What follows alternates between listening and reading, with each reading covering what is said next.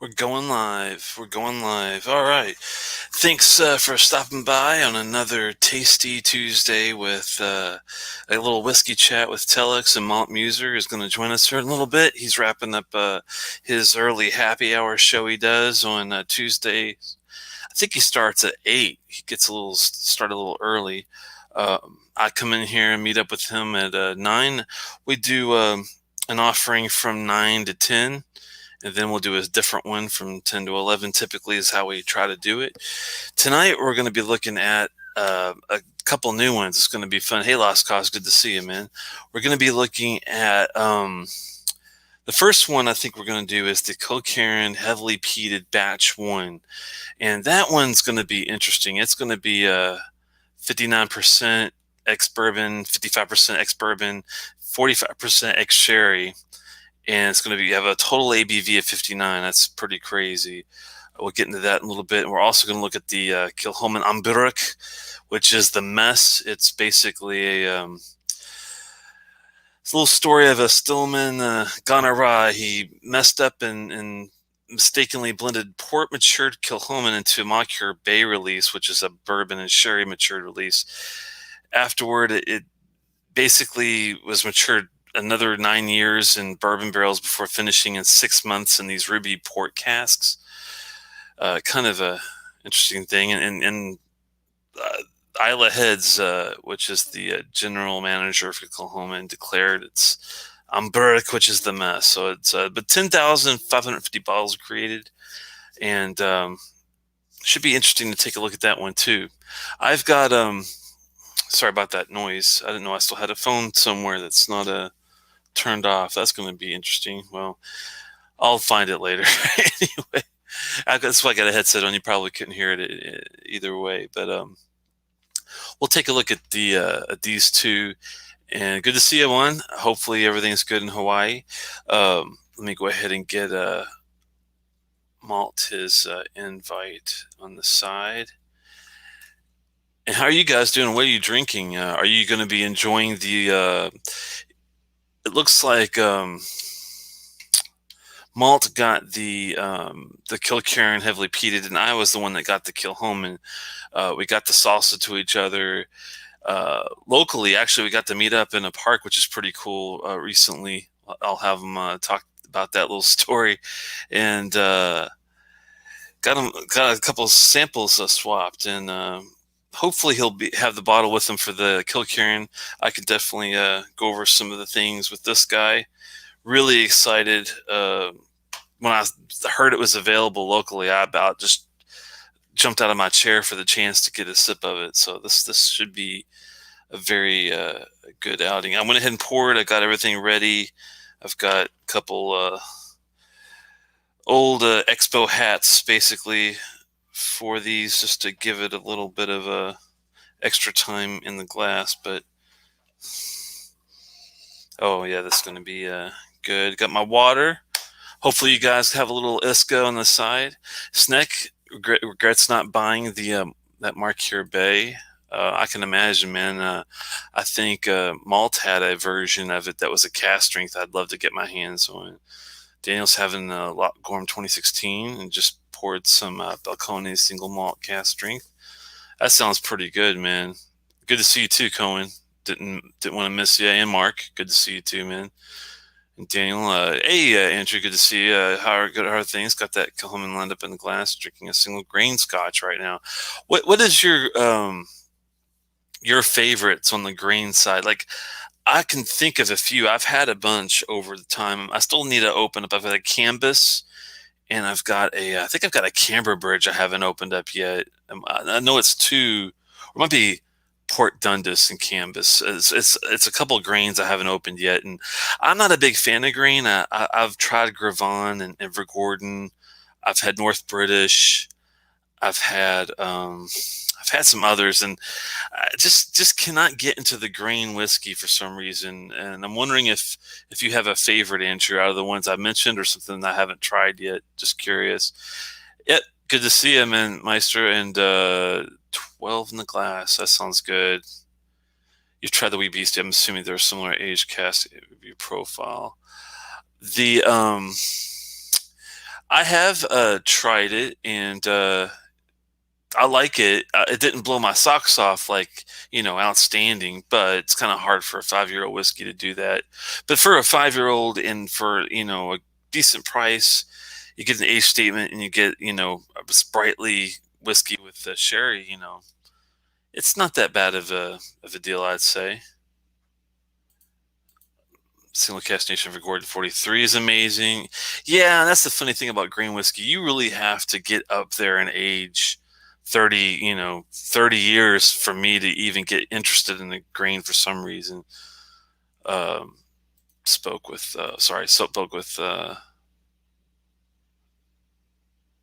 importers. Sorry, yesterday getting a lot of stuff going up 25%. Wow, buy now. Well, the thing is, the tariffs are insane. Yeah, I mean, I don't mind the sweetness. What's up, sweetness? Hey, how's it going? I thought I'd try to catch you off guard a little. Well done, man. I have to be on guard when I get into the waiting room. Yes, you do, because I'm going to be like, pow. Because I'll believe it or not, I will notice you, and I'm probably already talking about like one of the guys' questions, and I'm thinking, okay, I'll just try to tie it in, and pow, I'll just tie it in a weird way. How you doing, buddy? Pretty good, man. Pretty good. It was cool to meet up with you in person the other day. Yeah, I was telling them that we finally what we were talking about. We have a each other's hands and all that. We've been discussing behind the scenes, like trying to get like a few months of shows kind of lined up of what we wanted to do, and so we both had a boatload of samples to get to each other. So I thought, well, I like to go up and activate parks with my radio, talk to people all over the world with it. And I actually talked to someone in Finland when I was there in the park in Delaware. That was pretty cool. And when I was there, he dropped by right after I was done, and easy swap, and this will be an easy way to do it in the future, I think. Yeah, definitely, man. We're not far from each other, so. And there was nobody there to. Yeah, definitely. There's nobody there, and if you can get that done in the pandemic, then you're doing pretty well. Yeah, definitely. Cool, man. So I was telling folks we got a fun one lined up. We got some peated whiskeys lined up to taste with folks tonight. This should be really good, including a brand new one that I'm not sure if you've tasted it yet, but this Kilchoman. I snuck when I opened it to give you your pour. I did sneak a nose and a taste just to see, just to dip my little baby toe in the water kind of thing. And it was warm, I hope. That's what I'm hoping to hear. So I think we'll both be pleasantly surprised. I think, but I don't want to, I didn't definitely overthink it or anything at the time. So I wanted to give it a good, better, pass the neck pour type review and see what we can get out of this. Definitely, man. Before we get into that, have you got yourself anything new? I haven't recently, but I have been accumulating a little list of things that we have been talking about on the side. We're both thinking that, we haven't really talked about Macallan much, even though I know there's some like love-hate relationships with some folks here with Macallan, and that's okay. But, it's worth going back to memory lane and going back to, when Macallan 12 is a memorable dram. Definitely. And I've had some good. Edition 2 is one of my favorite, Macallans on the side. Just that it didn't cost. I mean, it's not cheap whiskey, but it didn't cost a fortune. Yeah. Well, they exist. So we're both going to get some Macallans soon, and we're going to get maybe into maybe like we'll revisit maybe Gregeliki 13 or something, maybe possibly if we get our hands on I've already got that 17. I'd like to get a 23 for both of us maybe at some point. That would be pretty cool. Oh wow, yeah, that would be a treat. But there's a lot on the list we talked about before where we're going to try to get our hands on like some old school let's see. A couple like things that I recently got. It's been a while since I bought anything, and so I just did on the happy hour a little uncorking tasting of the new Elijah Craig bourbon. It's the toasted barrel. So this is like they're a small batch and then put in a new toasted oak barrels for a finish. So we tasted on that a little bit. There's this other one. This is a Chivas Regal 13. It's a Manchester United Special Edition. And the thing that caught my eye about this, normally this wouldn't be something I'd probably jump on, but what caught my eye is it's, quote, selectively finished in American rye casks. Oh, wow. Which, we're heading into the chillier season. I like to get into ryes when the weather gets a little bit cooler, especially for us here on yeah. And I was a big fan of the Glenmorangie Speos, which was a American rye age. So this one's a little different. It's a finish, but excited to try that. And so I like that Speos a lot too. That's a good catch. That's one of my favorite Glenmorangies, to be honest. I was really impressed with it. I thought they did it well. There was a nice balance there. You got a good, robust rye in it, but it wasn't overpowering. And of course, I had never had anything with rye in it that wasn't like a bourbon, or a rye whiskey. So to remove the sweetness of the corn that you get off of bourbon, and replace it with that kind of, the barley, right? And it was such a different experience for a rye. It was so much lighter than any rye I'd ever had, but yet still had a really nice bite to it. Good finish. Big fan of the Speos. That was one of their private edition releases a couple of years ago. Yeah. I wish they would put that on their core line, because that's something I would buy often. And unfortunately, not something you can come by relatively quickly these days, as far as I know. Oh yeah, I think you're right. And it's a sad thing about some of these, and the private edition series for Glenmorangie is the same kind of thing with the carriages. You get them once a year, and they always try something. It's like an experimental line. And hopefully, if enough people write into them, I haven't done it myself, but if you haven't, maybe if we both wrote them a nice little letter saying, hey, even like an email saying, hey, we're both Americans that are seriously into this rye whiskey. Is there a way that you can come up with a core line, or at least a every other year offering? They might be able to find a way if they have amazing. That would be amazing. If you get enough people that like it, that they did a good job with that Star release, that Missouri. That I never had that one, but would have liked to have tried it. Yeah, you got to get if you can still find it. They had an old one. I would skip the first series. I think it was 2014 or something. They did in the Star, but it's not the same thing. And they did a re-release just a couple of years ago, and that's the one to try to get your hands on if you can. If you're doing auction, or if you're doing if you're looking for a specific bottle online, that's the best way to look at it. Oh yeah, that would be. The Star would be one I got to look for. I do like Glenmorangie quite a bit. So yeah, it's funny. My first exposure to Glenmorangie was one of my best friends locally. He came by. He knew I was into whiskey, and he was nice enough to try to find something for me that he as a gift. And he went and got the Glenmorangie 10. But that's the only one I really didn't like that much. I love the La Santa and the Quinta Rabanne and the. Yeah. I can go through all of them, but yeah, I mean the Glenmorangie 10, it's hard for me to. I almost don't even count it, because at one hand it's such a classic single malt. It's also such an entry level single malt that I'm hesitant to be too hard on it. I think if I can think of one Glenmorangie that didn't really blow my mind, was the 15 Cadbull Estate, which is they try to do the local organic-y, it was okay. It had a good, decent viscosity, but it wasn't all that interesting. And I when I first had it, I think I thought it was a little bit better than maybe what I thought towards the end of the bottle. And at the price where it was $80, it was just kind of Did you ever have the Springbank Green series to compare it to? They have that organic thing. Did you like the Springbank Green stuff a lot better than that one? Yeah, I had the Springbank. It was the 11, or no, maybe it was the 13 Green. Yeah, in DC at Jack Rose. I liked it. I liked it a bit. It was much lighter than what I'd expect from a Springbank, but I liked it.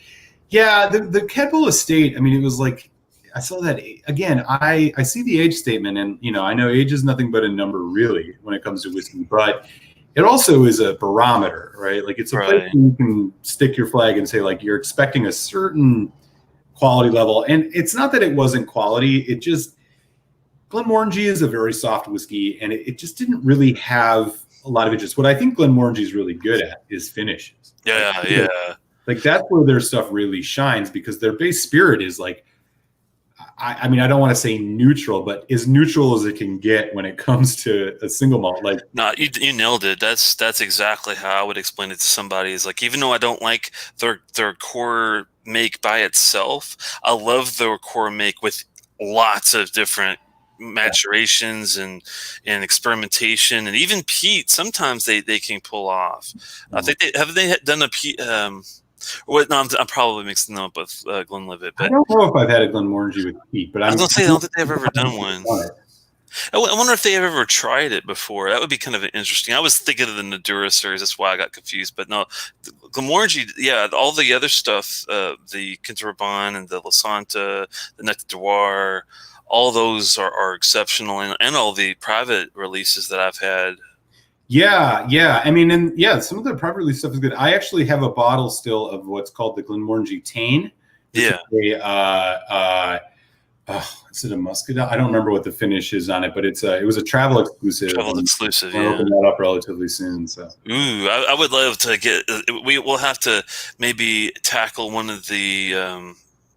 Either like a new La Santa or a Kilkerran or something, and that on the side, if you don't mind. Sometime. Oh, cool.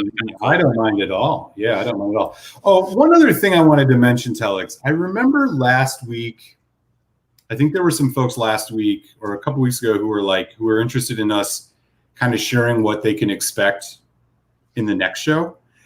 And, part of what we've done by like getting a bunch of samples in each other's hands is we've kind of scheduled some things out. So if it's okay with you, I can share with them what we're going to taste next week.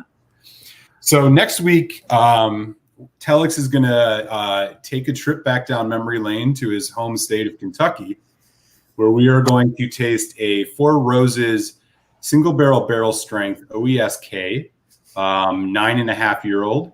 And then we are going to do Elijah Craig Barrel Proof Batch B520, which is the one that came out over the summer, which is a real stunner. So we're going to do a little bourbon, and then after that, we'll be checking out some kind of off-the-wall whiskeys, Amroot Fusion and Balcones. So it should be fun. So we got healthy amount of tastings coming up over the next couple of weeks. I hope you guys will all join us for that. I think next week will be a lot of fun, as Telex is not as much of a bourbon fan as I am. So it'll be interesting to see kind of how these land with him, as I think I picked two that might really pique his interest. Yeah, I've gotten lucky to have a couple that made me more of a believer this last couple of years, but I haven't had very many. So this would be kind of a nice way to get into it more. And you never know, I might get sucked into it too. It happens, It's how you get into anything. Suddenly one day you're like, oh yeah, that's good. People definitely think that's a good lineup, and they sound delicious. Oh, good. Yeah, I hope you all can join us next week. That'll be a lot of fun. It's going to be awesome. This week we got some nice peaty whiskeys to get into, which is perfect, man. It's, for Telex and I, we're both here on the East Coast. Excuse me. It's getting a little cooler out. It's time to start thinking about those more robust whiskeys, the winter warmers. And we got two of them lined up. Kilkerran Heavily Peated, Peat in Progress Batch 1, which came out maybe about a year and a half ago, and this new Kilchoman. So why don't we dive in? Which one would you like to start with tonight? Yeah, I was going to ask you about that, and I thought, you know what? At first, I was going to switch them, but I'm thinking doing the Kilkerran first might be the best because of the cask influence on the second one, even though the first one's higher ABV. I've got some water in the little no flavored, no sodium chip next to me, so I figure if I cleanse the old palate between them, it shouldn't be too bad. And this is a good tip for you guys that are doing tastings. If you have any oat cakes or something that doesn't have a lot of flavor but does have like a kind of like a saltine without the salt, if you can get that type of cracker and just a good amount of water between drams, it makes it a lot easier to feel like you're starting fresh every time you do this. Oh, yeah. And do you have the bottle for this one by the chance? Oh, nice. This is what we're looking at. I'm going to put you in front and center here if I can. Sure. Let me give you guys the rundown on what we're about to jump in on. So our first tasting tonight, this is Kilkerran, heavily peated. Peat in progress. It is a delicious 59.3% ABV. This is packing a punch. This is a non-age statement whiskey, but as Kilkerran prominently says, not chill filtered, and it is. So we're dealing with a heavy whiskey. And so what this is, the Kilkerran line comes out of the Glengyle distillery, which is one of the 3 distilleries left in the Campbelltown region, right? They have a 12-year-old that they put out. They've been putting out a lot of whiskeys. They've put out, I think, a 15-year-old statement. They have an 8-year-old cask strength that's out. But they also have 2 other lines. It's called, there's the sherry in progress and the peat in progress. There is now a batch 2 of this out. But this is the batch 1. And so just a little bit, they talk a little bit about the distillery on here, which I'll spare you. But basically, you are looking at what would Ralphie call it? A integrity bottling. There you go. 59.3%, non-chill, natural. This is a young, spirity, heavily peated whiskey, and I'm looking forward to Telex getting his hands on this for the first time and having a taste and sharing our notes with y'all. So with that, Telex. Yeah, it sounds good to me, man. I am excited. I have never had this before, never smelt it, never tasted it, nothing. Zero experience with with this particular bottle. I have been blessed to get the 8 cask strength, the regular 12, the work in progress for the cask strength bourbon wood, and also the work in progress for the sherry wood. So I have, and I've had a 15-year-old Oloroso sherried Kilkerran. That was my favorite out of all 5 that I've had. But I am a big fan of Kilkerran, so I'm hoping that this is going to be on par. Yeah, me as well. One thing I need to mention just before we get in, I noticed Andrew had mentioned what a bottle of this will cost you. This stuff is in that $80 range, so it is not cheap. It tends to be it seems to be like a thing with Campbelltown, but this is not. It's not a very cheap whiskey. That's for sure. And this is NAS, correct? That is correct. We don't know how old this is. I can't imagine it's very old, but yeah, let's get into it. You do have a lot of peat on the nose up from the get-go, but that's a good thing because they're giving you, like you said, this is at 80 ppm, right? This is, I'm not sure what the ppm is actually. I think it's 80 on here, but it's probably quite high. I'm pretty sure, if I remember seeing this correctly, this is one of those where, you're typically your Ardbegs and your Laphroaigs, they kind of revolve around 45 to 50. This one, I think, was supposed to be 80, kind of between those guys and like the Octomores, if I remember correctly. And Silverlock just mentioned this is probably around 3 years, so this is real young. And you can smell that Bondo putty paste kind of a like little bit. Wet concrete. But it's to me, if you're expecting it, it's not a bad thing. Yeah. I don't like it when you're told it's going to be a 15-year-old whiskey and you smell it. That's when you're like, whoa, whoa, whoa, whoa. Yeah, it's like wet concrete, like just that kind of mineral, just like very young, assertive. I think you said putty. That's right. There's also some nice kind of slight vanilla, a little citrus on it. Yeah, I was gonna say I'm getting a lot of more of the oranges and lemons and citrus flavors coming through now. Zesty. Yeah, it's definitely got some nice brightness to even just the nose. Florals are in there. A little honey. Mm-hmm. Yeah, sweet, savory, spicy. A lot of peat, a lot of smoke. It's hard to detect like a pepper, but I do get like a little bit of a white pepper zest kind of, puff on it too. Yeah. Like a lemon zest. Yeah. I mean, and honestly, just that, like, it's not barley sugar, but it's just that base spirit. I mean, it just comes through. It's just so fresh. I'm glad that's there because I hate it when you get a nose like that and you're missing the sweet element and all you get is like a nose full of pledge. You know what I'm talking about? Those are like the worst noses. Yeah, that's a good way to put it. Because I don't mind a little pine, in my pine sol, but I don't want it to be overly medicinal without any sweetness unless you're giving me a punch of peat in the nose like Laphroaig kind of thing. Yeah. But this is really nice, man. I think on the nose. Yeah, I'm hearing. I'm with you on that. I really enjoy it. Huh. All right. Like a lemon drop. Reminds me of one of those lemon drops that you kind of get a smell of with the sugar coating of the lemon drop. Mm-hmm. Mm-hmm. 59 is going to be hot. I did have like a warm up a little bit ago. Oh, wow. Very youthful. Oh, so intense. So much pepper. Like hot chili pepper. Not like black pepper, but it's like chili pepper. Yeah, it's kind of a combination to me of like a yellow pepper, a banana pepper, and a little bit of a caliente red pepper on the side. Almond, maybe in like an almond cookie. Like very like neutral, maybe oatmeal almost. It's just very kind of neutral.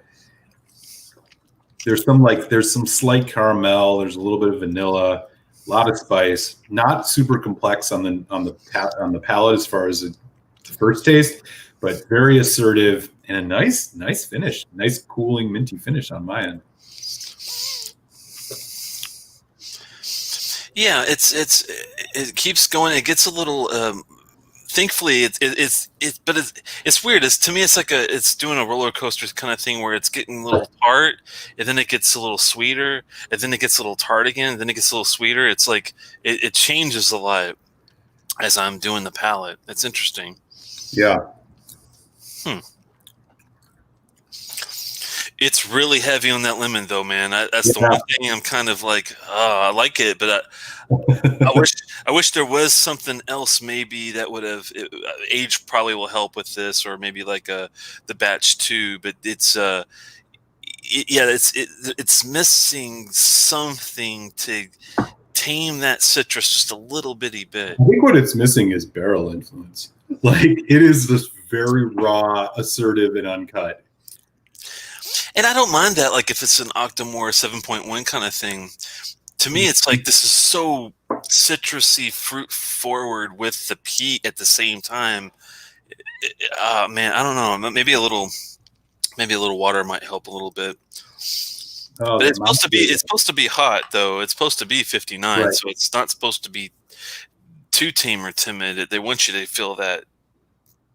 But if you like lemons, you're gonna love this dram. I mean, it's definitely popping. It reminds me of when I had I think it was Glenlivet does the Nadura series, right? Yeah, that's right. Glenlivet had this Nadura. I want to say it was a first fill, but also peated dram. It wasn't the 16-year. It was the other one, and it was very lemon meringue pie, which reminds me of this. It had a lot of like minty flavor in the background too. Yeah, I'm glad you brought up the mint, because the mint is like the mint and the menthol are like this cooling finish, which really hangs on.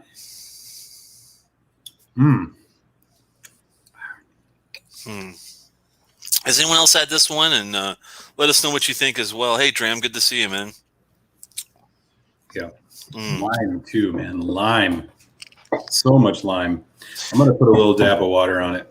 That's the funny thing is that I didn't get the lime until like after like the second or third tasting, and then it came in with the more earthier fruit tones, like the lime. It has a little bit of like a pith going on.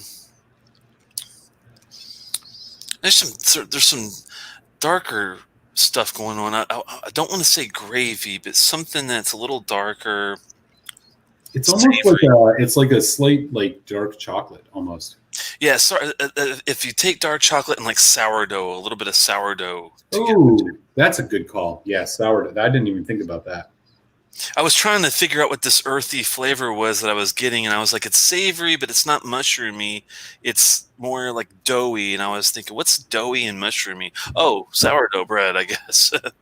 That's a really good call. I didn't even think of that. That's definitely there on the palate.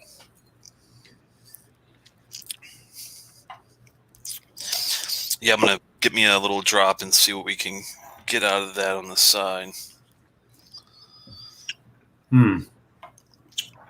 I didn't really enjoy the palate with that. The whole taste of this really extends with the addition of water. It really comes to life with the milk chocolate, white chocolate, different spice. Water, I think, does this a lot of justice. I'm gonna put us a couple drops. Oh, Dram Dude's in the house. Stephen Connor. Hey, how you guys doing? Stephen looked like he asked, what are you guys drinking? Oh, we are tasting the Kilchoman, or I'm sorry, the Kilkerran heavily peated in progress batch 1. Yeah, that's the first one, and then second hour we're going to do the Kilchoman on Burach, which is the mess, and we'll get into that a little later. Let me give a little couple more swirls. Yeah, so far this one is interesting. I'm not going to talk about score just yet because I want to do it with some water, and this one can definitely handle some water, being 59. Yeah. So it'll be interesting to kind of play with it and see what we can. Yes, oh, yeah. I'm going to wait to say your comment until he tastes that again. But I think you're totally right.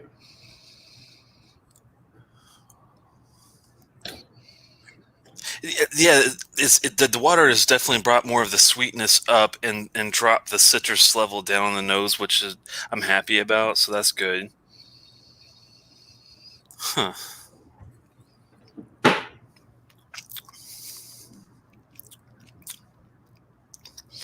That's more like it. Yeah, you're right. That the palate is definitely, I think, better with doesn't take much. I put about maybe that much in my dropper, that much water in there, and that definitely brought like more of a creme brulee type of flavor up. Yeah. Sugar cookies. And Silverlock mentioned this in the chat and said it takes water well. You let it sit for a couple of months, it will settle down, and then it's much more enjoyable. I couldn't agree more. There are a few whiskeys that I've noticed such a sharp contrast between adding a little water in this one.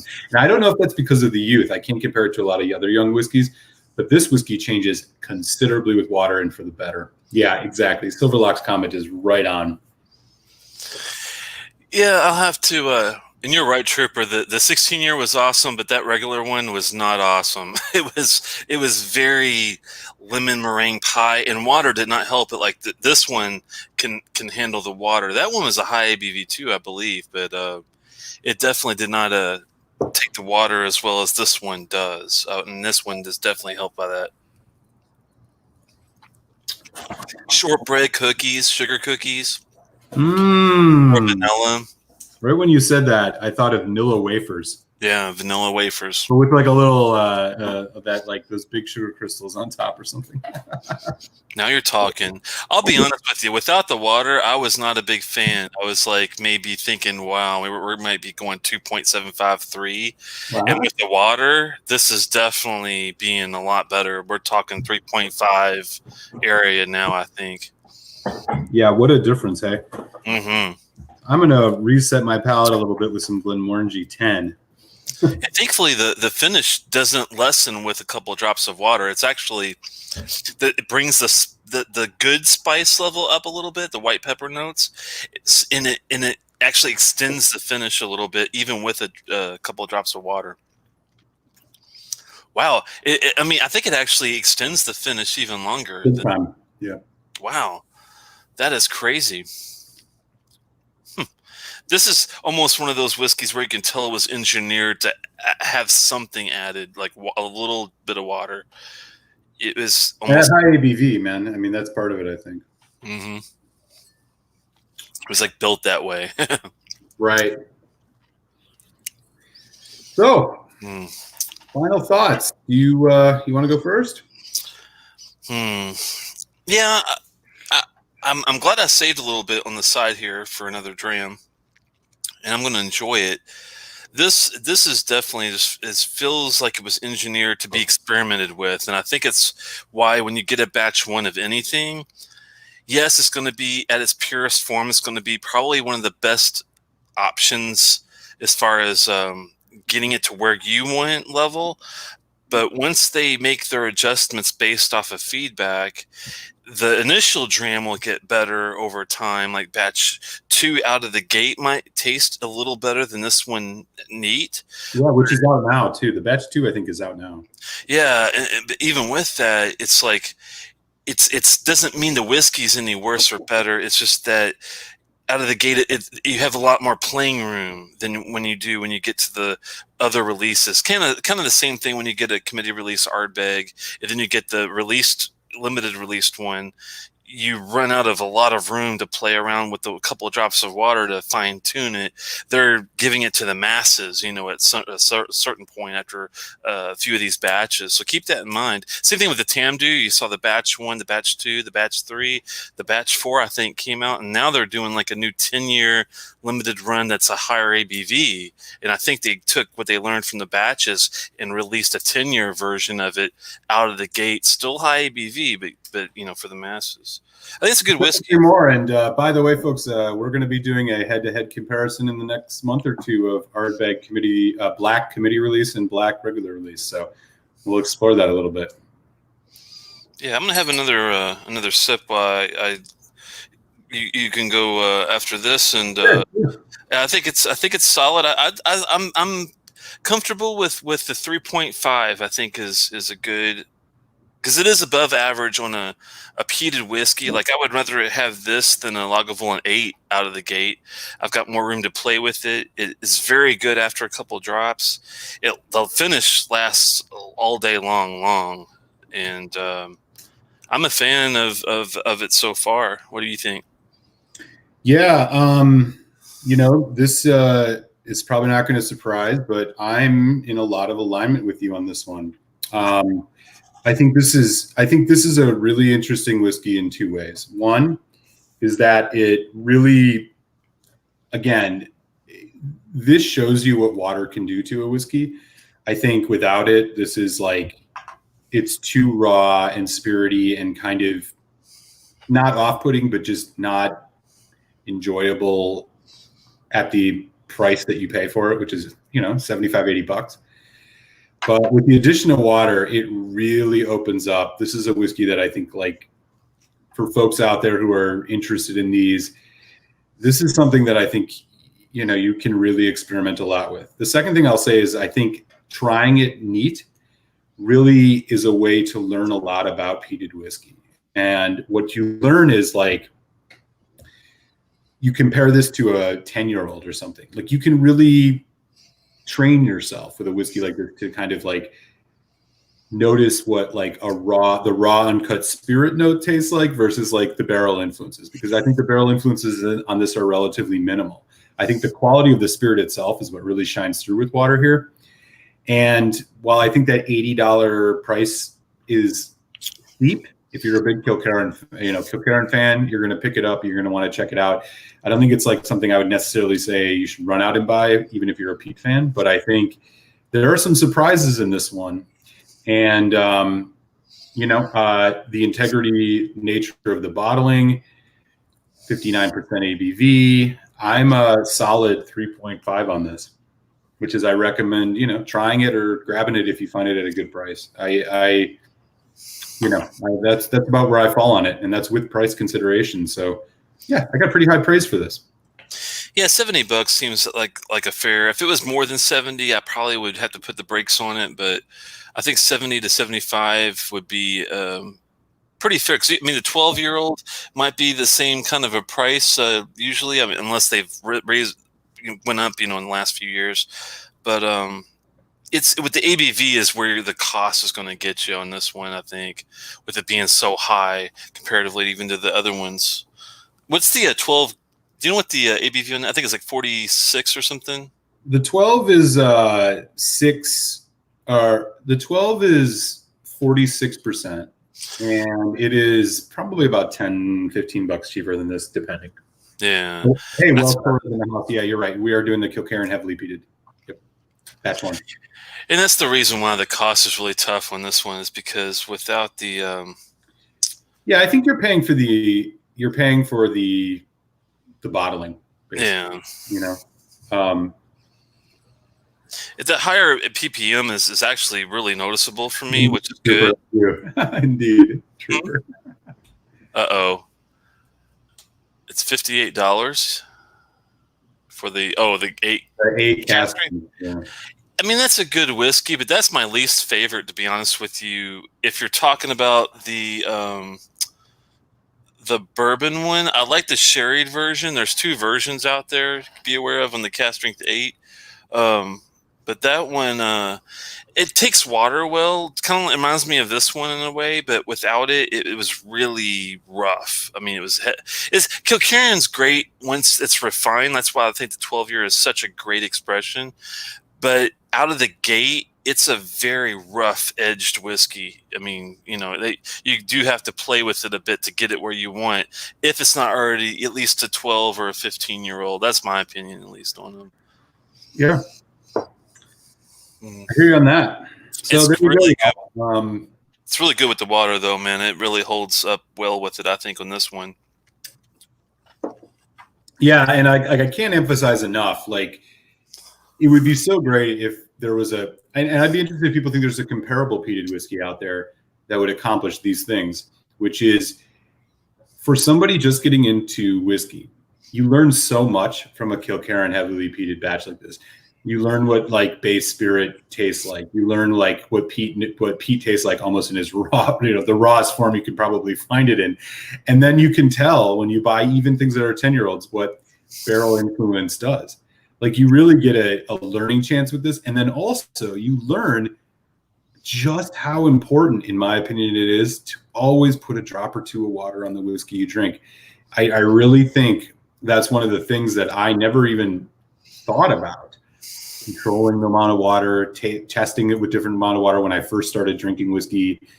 Like you can really learn a lot about this whiskey because it transforms honestly more. There's a short list of whiskeys that I think water has more influence on than this one that I've had. This is also really good, I think, for not just teaching, but it's definitely not for beginners. Like if it's just going to be your first peated whiskey, you're making a mistake. This would be great for someone that's already this would be great for people that have already dabbled their toes into Kalila. They've already experienced a little bit of Bunnahabhain's peat. They've already had like maybe an Ardbeg 10 and a Lafroig 10, but never went to the cask strength level. If this is like the first good cask strength peated whiskey, I'd say. I'm with you on that. Right? It really changes. It does. I love the fact that the water brings both the sweetness and the fruit forward up, but it lowers the acidity and the citrus level. Whiskey. It's like straight up a different whiskey with just a couple drops of water. And you could even put a teaspoon and a half, 2 teaspoons on this and really like get into it. And probably notice a lot more, nuance to it, but there's a lot of nuance hidden in this whiskey. And I think, and I'm probably going out on a limb here as it's outside my knowledge base, but when I think about a whiskey like this, which is probably 3 to 4 years old max, like you are tasting some raw, like the raw mash. Like this is the quality of what they put into it. It is not just the barrels. And I mean, barrels are incredibly important to a good whiskey, but when you have a spirit which has so much integrity within the actual new make, like this, imagine this at 12 years old.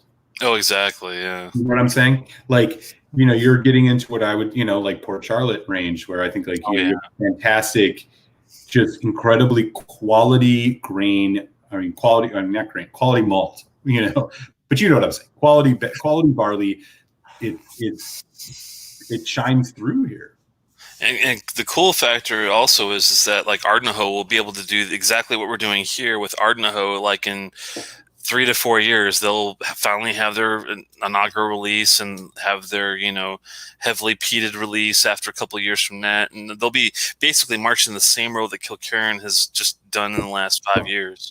Yep. And it's amazing what they've done in just 5 years, if you think about it. I mean, to be able to, I know they've been around longer than 5, but they've been kind of like in the eye of the whiskeys, fans like us. It seems like in the last 5 years, they've really skyrocketed as far as, exposure and people liking them and really, out of the gate. Yeah. Isn't it amazing how it didn't take them long to get well noticed, it seems like, with a lot of us. Right. I wonder what that is, because they're not really flashy. I mean, they're okay. Their marketing's pretty basic, and they have a nice looking bottle series, but they don't really do a whole lot of self advertising. I wonder what I guess is. They're very consistent in what, like, and again, I'm speaking out of turn here as somebody who's probably been only drinking scotch for like 6 years or so, but like I've noticed that there's just like a certain type of, there's a certain panache and style that's Campbelltown distilleries seem to bring, which is like minimalist approaches. They're not flashy. I mean, you're not seeing Highland Park level like advertising and like marketing, or Macallan. Like, they're very about the integrity of their malts. When you think about Glen Scotia, Springbank, obviously, Glengyle, like they have a certain style, which is like, it's basic, it's minimalist, it's all about kind of tradition. They bottle their stuff at quote integrity, for the most part, which is like a major plus. I know, Glen Scotia has some stuff they add color to and whatnot, or filter maybe, but like, you know what I'm saying? Like for these three distilleries, like they seem to be staying true to kind of a traditional quote Campbelltown style, as some would say, which I give them a lot of respect for, and I think it shines through here in what is a very young, spirity whiskey. It's challenging. I'm really glad I got to share a sample of this with you, because I thought it would definitely start turning the wheels a little bit, because there's a lot of unexpected things going on with this whiskey. One thing, and I don't think I'll say it's a disappointment, because it's not really needed. I'm just surprised that with 55% ex bourbon and 45% ex sherry, that the sherry influence didn't seem more profound. I mean, you do get a lot of fruit, and it's there. I'm just surprised of, you hear those stats and you think, okay, well, it's going to be, a really, and it is a balanced whiskey, but I honestly, if you blinded me when this one and I tasted it, I would assume if there's any sherry at all, it's tough to just put my finger on it. Yeah, I would say maybe 25%, if any. It's weird. I mean, it reminds me in certain ways of the Ardbeg Wee Beastie, which is supposedly ex bourbon, ex sherry, but boy, you really got to hunt for those sherry notes, at least in my experience. And I mean, I know some people maybe pick up those sherries more than others, but I didn't taste any sherry in that. The only thing that gave me a sherry influence off the Wee Beastie was there is a bit of that anise, that licorice kind of a taste, but yeah. But that's the only thing. You're right. I mean, it's not like it's definitely not like a Glenelg or like a one that has a more, or Glentronic. It has a more sherry, profoundness to it. It's very minimal as far as the even though you detect it. But this one, I mean, could you have honestly thought that there was any sherry in that really at all? Not at all. I mean, like the whiskey that I would compare this to most of a heavily peated whiskey is Kalila, and that's because of the citrus notes. And like I can't think of anything. I mean, maybe a Kilchoman Mocker Bay. I don't know. It reminds me of a raw Kalila. Like, yeah, the only thing it's not Lafroig, it's not Lagavulin, it's not Bunnahabhain, obviously. Yeah, the only thing it doesn't have that Kalila has though is those vegetal kind of notes. Yeah, definitely. It's heavier. It's a heavier whiskey than a Kalila. That's why I thought this would. If you look at the that Glenlivet Nadura series, that peat kind of reminds me of it a little bit, because it is such a citrusy lemon meringue pie kind of a feel. But thank God this one can handle water, because that one could not at all, man. It was horrible. I gave it like a 2.25 or something. That's how bad that other one was. I thought I just couldn't get into it. Yeah. Wow. All right, man. I got to go take a quig real quick here. So all right, man. That, and then we'll set up for the Kilchoman. Sounds good to me. It'll be let's see. Let me play around with. Oh, that wasn't good. Let's try that again. I'm doing a switcheroo. There we go. Playing musical chairs with video screens. That's pretty interesting. Let me catch up on some comments while he's taking a quig. Oh, Cohen, what part of the country you in there? Looks like Stephen and John are going to be drinking. Ooh, Glengoyne right now. Which one's that, Stephen? Probably a 25, I assume. Yeah. Oh, okay, it's in Louisiana. Sherman Oaks, man, you've been dodging hurricanes. Stephen Conner, nice. Yep. Number one whiskey guru. Okay, yeah. I've heard of this guy more recently. Glen Scotia's Bravastoli. Oh, that's interesting.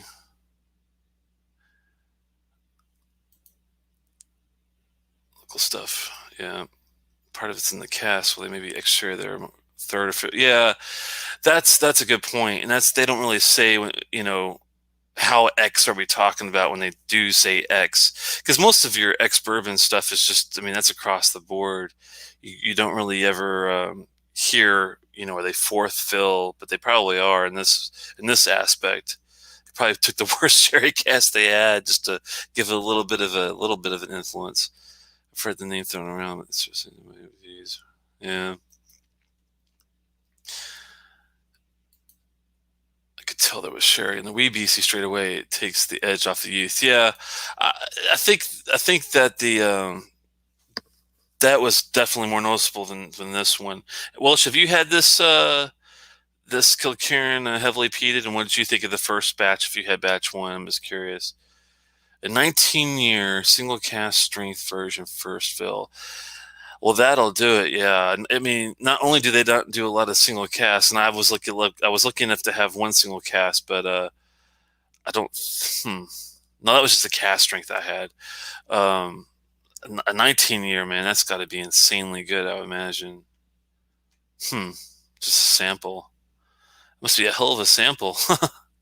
Did you ever get the full bottle, or are you still just going off of a sample? I'm just curious.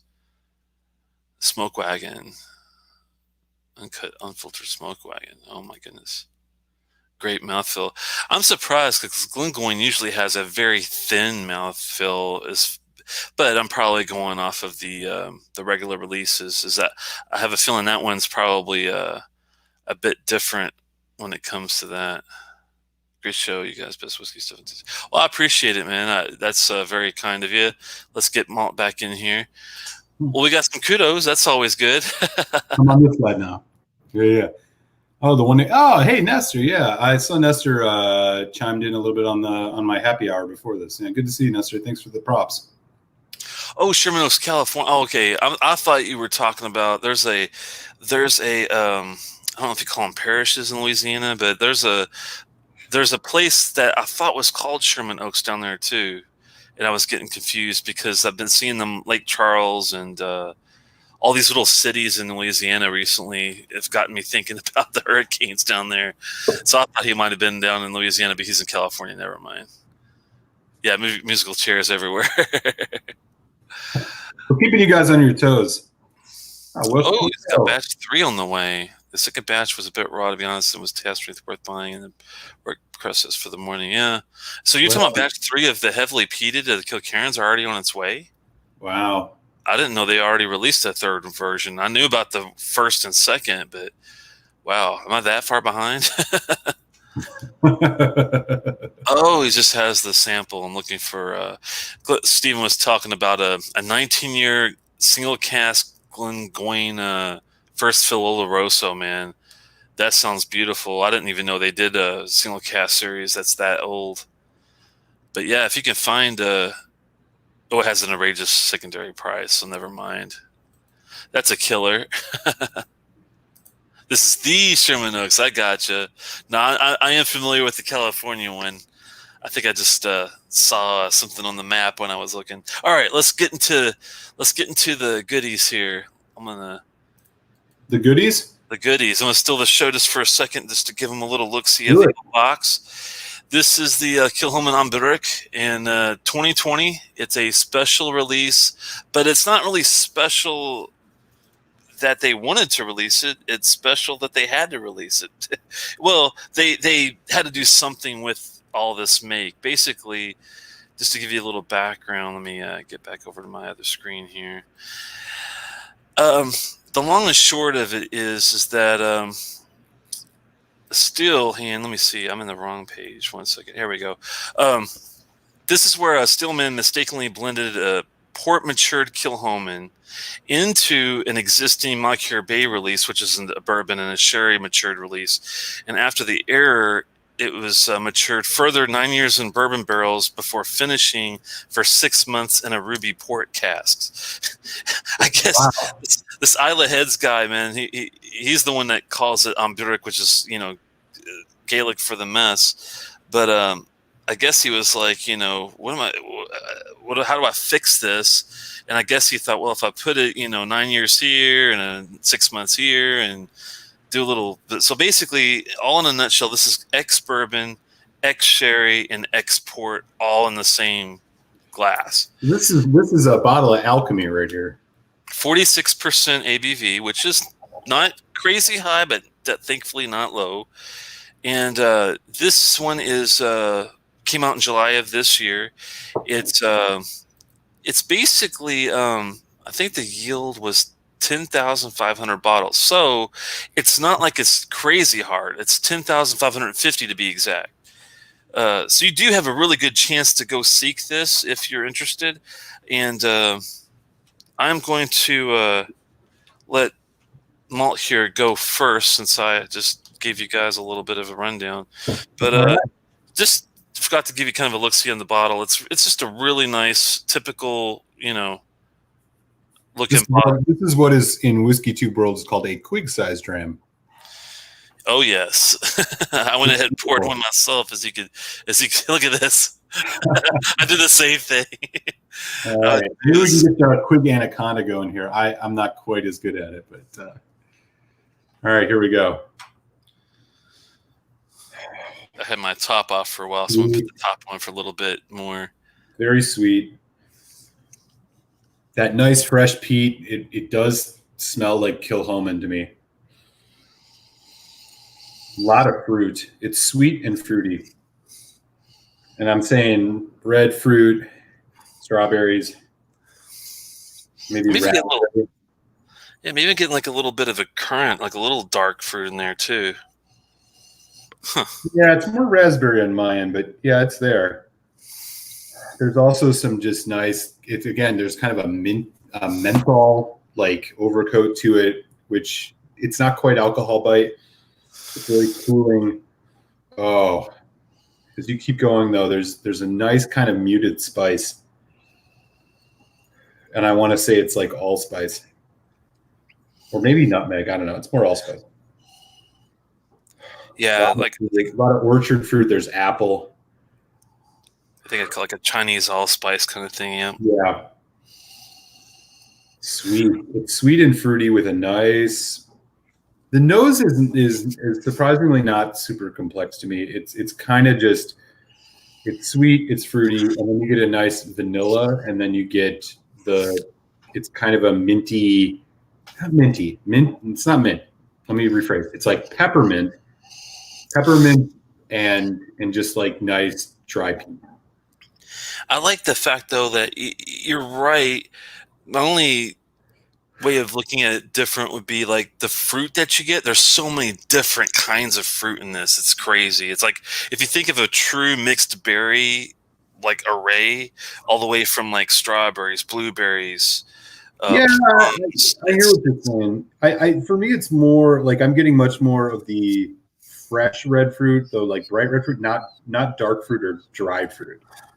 So no blueberry. There's no age statement on this, right? No blueberries or grapes or like Concord grapes. There's a little bit of grape, but it's more apple. It's like freshly cut, like not Granny Smith, but more like Honeycrisp red apple.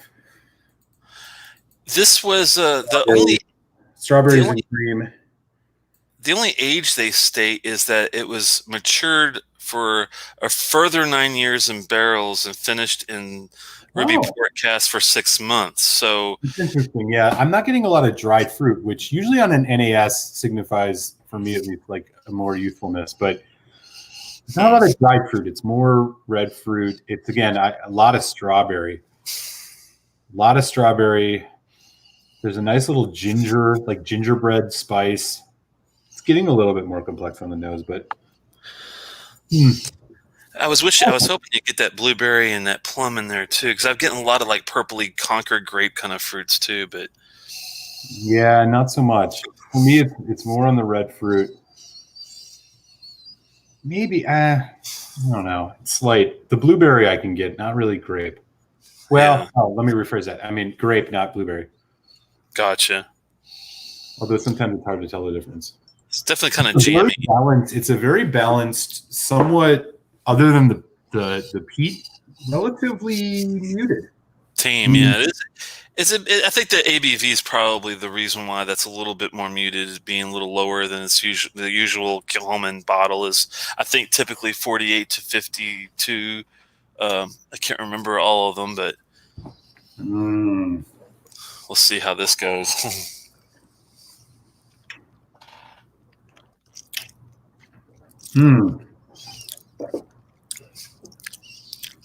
That's a bit different, isn't it? Ooh. Okay. Palate.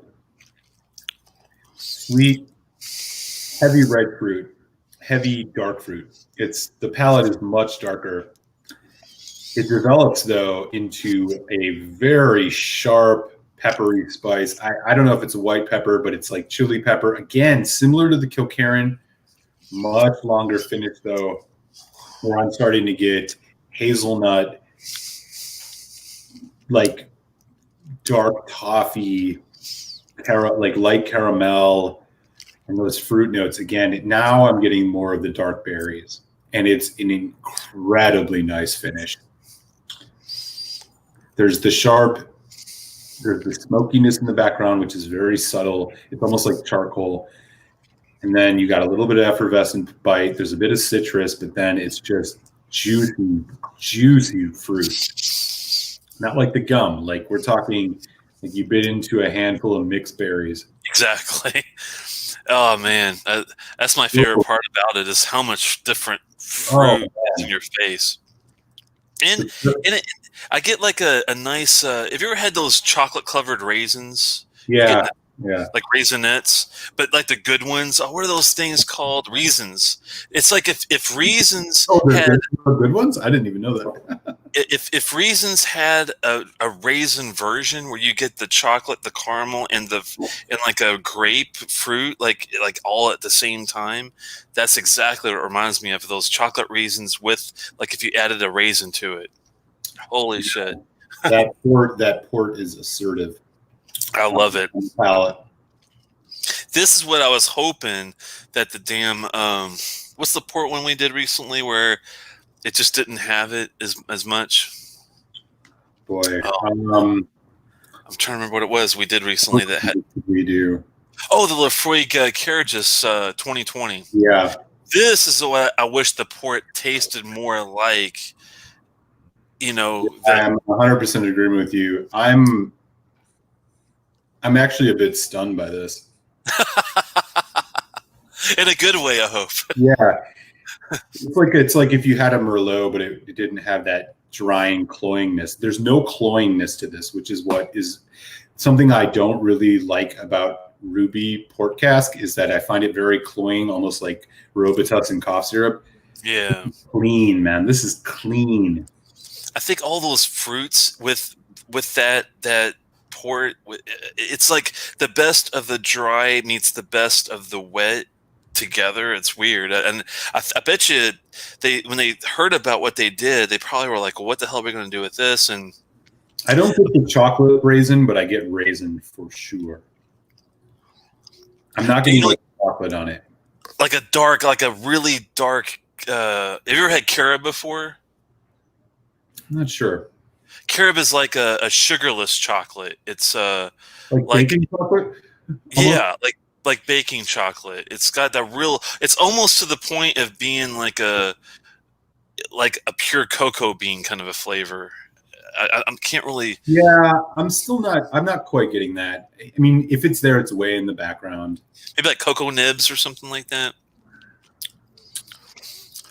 But like with no sugar added, like there's also like a, it's like a creamy, there's a creamy note. It's almost like a nuttiness, like marzipan.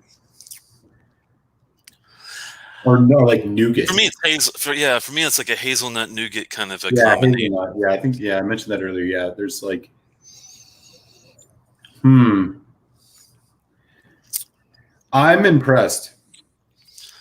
This is definitely a lot better than I thought. Because when I heard Burach, I didn't know what it meant. When I looked it up and I heard the mess, I'm like, oh man, what? I hope this isn't one of those things where they felt like they had to do something. I'm gonna go a little water. You said this is 46. This is 46, but I think it can handle a drop. I wouldn't go crazy with it, but about a half teaspoon. Yeah, let's have a little drop here and see what we get. Whoa. But this is the port cask influence that I'm looking for in a whiskey. When I'm looking for, and this is reminiscent of that Laphroaig 2013. This is the way the port tastes in that one. And the Laphroaig Brodier, the batch 1 and 2. If you ever get a Laphroaig Brodier, I'm telling you, it's damn good shit. A good port cask whiskey that's peated to me is like the best wet dream ever, dude. I'm telling you, it's like crazy. You can't get better than that. Nose doesn't change much with water so far. Yeah, I'm not sure if it's gonna do much. I'll give it a little bit more of that lively spice. A few more swirls, and after the. It only just tames the smoke just a little bit. Yeah. I still get a lot of fruit. Oh yeah, this is all fruit. It's all like the strawberry is actually disappearing. It's much more. It's not dark. Like I still am not getting, like you said, dates earlier or currant. I'm not getting currant. I'm getting plum. Yeah, I think it's more closer toward a plum / blueberry family than a black currant. Black cherry. It's got that nice like rounded edge of a blueberry. Yeah.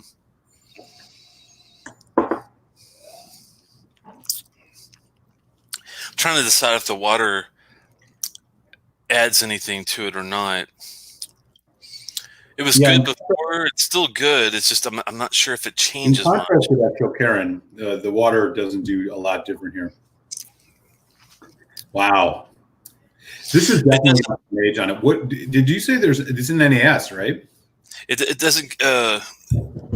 It's all they say is just it's a one-off limited release, and that the after the error happened, the resulting whiskey was then matured for a further 9 years. They don't really say what it was before the 9 years. I'm assuming that it had to be at least 3 years of a base. What they did after the first 3 years and this 9 years in these bourbon barrels and the finishing for the 6 months in the ruby port casks, I'm assuming to take it that it's 3 + 9 years 6 months, but I'm not sure if that's the case or not.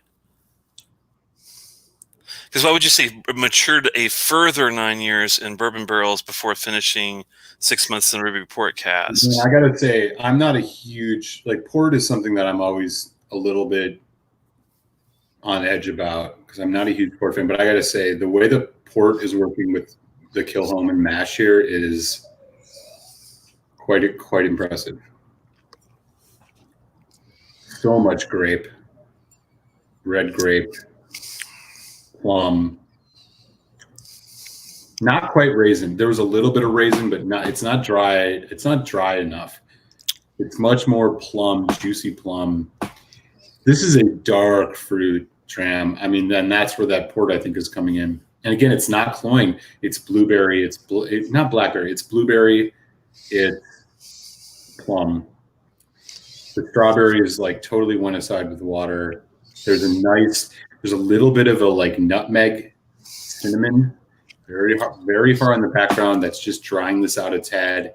I think the water did like bring up that spice level just a little Yeah, bit. And pumpkin. you're right; it's not overly dry. It's got some dryness to the finish, but it's not like And the, Merlot yeah, like you talked about. You know. and the spice is more of like it's more of a chili, like I don't want to say jalapeno, but like serrano, or I don't know. I mean, I'm not going to try and tell you I know the difference between the two on a taste, but it's just sharp. It's sharper than a jalapeno and less of that pepper flavor. It's like a red chili kind of a thing. Yeah, maybe. Yeah. Red And I'm chili. not gonna lie, there's like almost like a mushroom note to it too, like an earthiness. Yeah, and that's where I came up with the plum things. I was trying to think of what is that earthy, fruity flavor. Hazelnut for sure. Yeah, like I was saying that earlier. Mm-hmm. Wow. If they call this a mess, I'd hate to see what perfection is. Yeah. How do you say perfection in Gaelic? We need Roy, man. Aquavite could tell us the next when Kilchoman releases what they really want to do. If their first 15 year, could you imagine if Kilchoman had a 52% 15 year based off the original cast strength whiskey? That one's one of my favorites. If they had a 15-year version of that, man, I would freak out. I'm getting kind of, you don't get the chocolate with the raisin thing at all in the finish. It's honestly, if there's chocolate, like the chocolate I get in this is incredibly sweet milk chocolate. It's not the dark baking chocolate that you were talking about. I think the difference between you and I on this one, you are getting much more drier, darker fruits than I am, which is interesting. Yeah. Because given the supposed age of this, I'm not picking them up quite as much. This is a very juicy, it's dark fruit, but it's not dry dark fruit. At least for me. Yeah. I'm not getting any, like it definitely doesn't taste like an Oloroso sherry type of dram at all. There's not a lot of Oloroso going on at all. I think it's maybe the reason why it tastes a little less dry is because the Oloroso sherry, if I'm sure there's a very little in this, but there is like sherry influence, and I don't think it's PX at all in this. I would be surprised if it was. Even though like it's not sherry, even though I like, it's funny you mentioned that you're not getting a lot of sherry because the fruit notes are so overwhelming that I can, like, the first whiskey that comes to mind that I compare it to is the Glendronach 18 Allardyce in an unpeated. Like if you peated a Glendronach Allardyce, I feel like you would get a little bit of what we're getting here, which is really impressive, despite the fact that like. But that would be dried fruit, though. Happening in this, the amount of fruit notes happening in this is so diverse. I was gonna say that would be the dried fruit, though, if it was an Allardyce 18, because that's got dried fruit all over it. You know, I don't know. I'll be honest. I don't necessarily get a ton of dried fruit off Allardyce. Now, I've only had one bottling of it. I think it deserves another pour. If you like this one a lot, I'll definitely save you some of it if you want. Well, you're asking the $1 million question. I'm very much recognizing that this is way beyond what I expected, and honestly, I think this is one of the better Kilchomans I've ever had. In fact, I would almost venture to say this is like Loch Gorm territory for me in terms of its quality. Like I think this blows the Saneg out of the water. I think this Mocker Bay is a different animal, so I won't even compare it. But when I think about things that have bourbon and sherry, like the Saneg, I mean, this makes the Saneg look like the, redheaded stepchild, as some people say. Well, I mean, it depends on my mood. If I'm in the mood for a real basic, savory, spicy dram, like a Longmorn 16, and I want like a good peated version of it, then I would go for the Saneg. But I know what you mean. I'm assuming that a later night. This is a later in the night dram. Yeah, this is the dram that you have after you've had a few, and like it's got the bold enough flavor to like still kind of like wake you up. It's got some almost dessert-like qualities in how fruity it is. It's like if you've had a cheesecake with like a berry compote on top. I'm really impressed. The fact that they call this a mess is hilarious and ironic, given that I think it's one of the better Kilchomans I've ever had. So I'm assuming, and for me, I'm gonna have to think about this, but for you, it beats the hell out of the red wine cask matured one. Absolutely, yeah. This beats the red wine matured. See, Sure. it's funny because I love both of those. I love this one and that one, and I'm gonna be really fighting with myself on which one do I like more. Well, here's the question. So we didn't talk about this yet. What does a bottle of this cost? Oh, ironically, it's not that bad. Let me see if I can get the exact, just to give you guys the exact price that I got off that one. It's $130 is what that. Okay. Now you're mentioning. Now that you bring that up, there's a little that changes things a little bit. Well, I mean, this is the thing. This is the way I look at it. This is kind of the same par price as a new release of Ardbeg special, release 1 year. The carriages, they're all going to be 120 to 130 this year. Is that saying anything though? Huh? I mean, what is that saying? That's the only thing I mentioned. It's basically saying that all the whiskeys that we like have all rose their price up $10 since last year on their special 1 year releases. Yeah, but a Loch Gorm is 100 or less. That's not a special release, though. No, I agree with you. This is a one-time, you'll never get this again in your life kind of release. The Loch Gorm is a yearly release that you can get anytime you feel like it. So is it worth an extra $30? I'd say hell yeah. I mean, if I compare this to that new Carriage's port wine cask, and I compare it to the Ardbeg Black, I think this is the better of the three whiskeys by far. If I'm looking at the three kind of like a versus, if that makes sense to you. Yeah, it makes sense. There you go. Let's have a little sip off, right? I'm gonna let me go get a little bit. I'll be right back. Okay. Yep.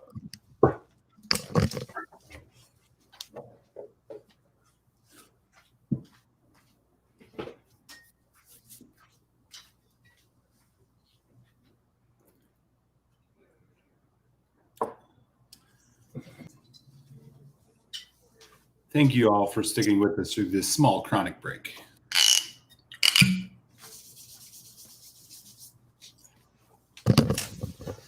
All right, Telex. Pedal to the metal here, man. Huh? Pedal to the metal.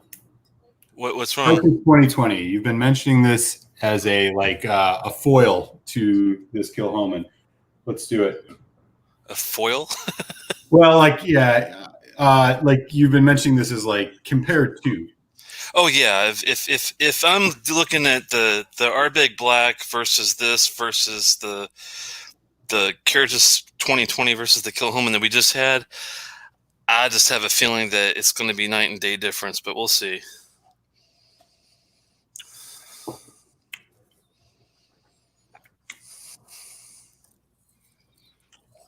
Oh man, I love Fred Carches. Obviously, much more iodine peat. The nose is less complex, but the palate is superb.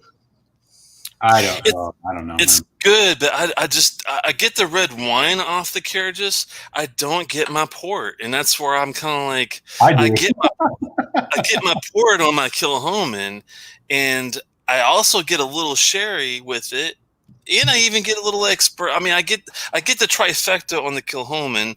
I get one of the things that I get on the Carriages. I get the red wine influence, but the port just is not even the same caliber to me. That Ruby port, man, is the thing. I don't know if Ruby port versus, I know there's other kinds of port.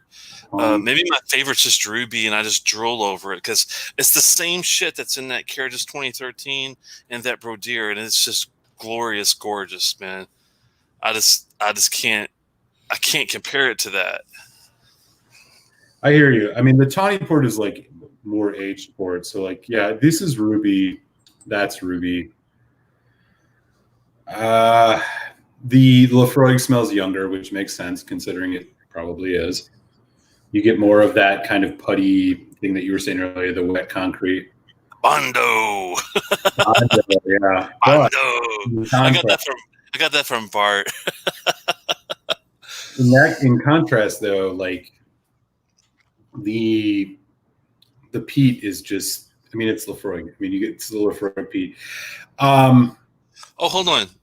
Samuel Cask, is that you talking about the Burach you can get for 90? That would be crazy if you can get it at Costco. Jesus Christ. You can't use Costco prices. That's for sure. I'm wearing this for you, DHS Dustin. If you know what I mean. He's a UK fan. He'll know what this means. But yeah, what do you think, man? I mean, if comparatively, the Lafroig Carriages 2020 versus that Kilchoman on Burach, man, I'm going to take the Kilchoman on this one. And even again, and I'm an Ardbeg like fan, and I even like it better than the black. No joke. And it's only because those port casts are so damn good. I got to do another taste of the Kilchoman.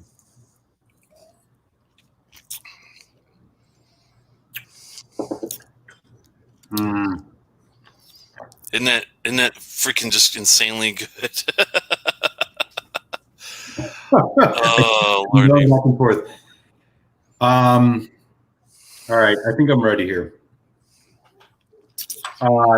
This Kilchoman is the richest Kilchoman that I've ever had.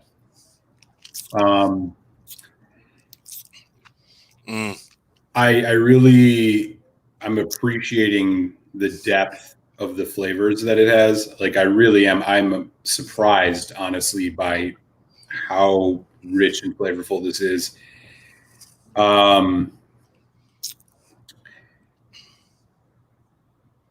Comparing this to the Lafroig, I still like the Lafroig peat more. I mean, let me premise this. Like, I'm not a huge port fan, but I will say that the port taste that I get off both of these is clean. And what I mean by that is it's not that cloying, Robitussin-y thing that I sometimes get off Quinta Rubon, for example.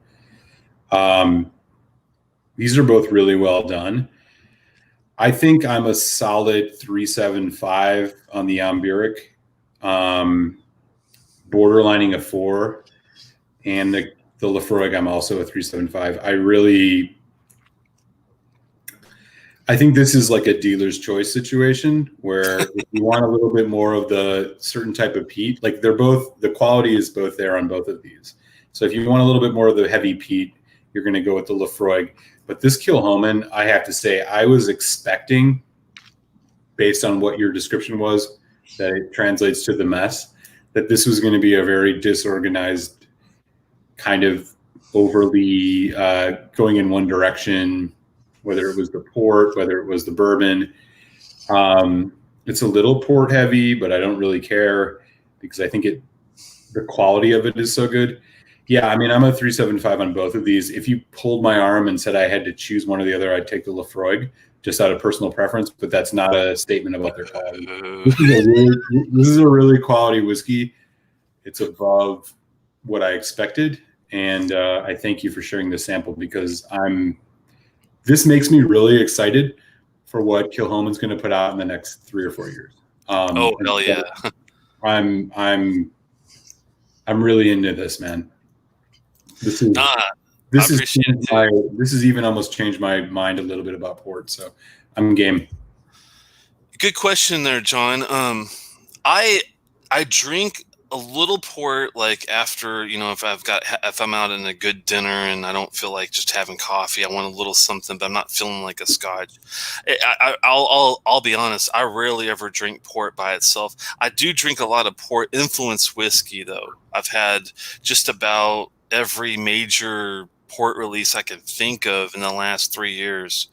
So that doesn't make me an expert by any means, but I can say that I definitely like whatever they're using in the Lafroig Carriages 2013, the Brodiers, this one, which I know is Ruby Port. I've had tawny port, I guess, is the other kind. I'm trying to remember all the different kinds that they have, but tawny port's good. I think I've had it like in a Glengoyne or a, I want to say that's their is that their teapot dram? I can't remember.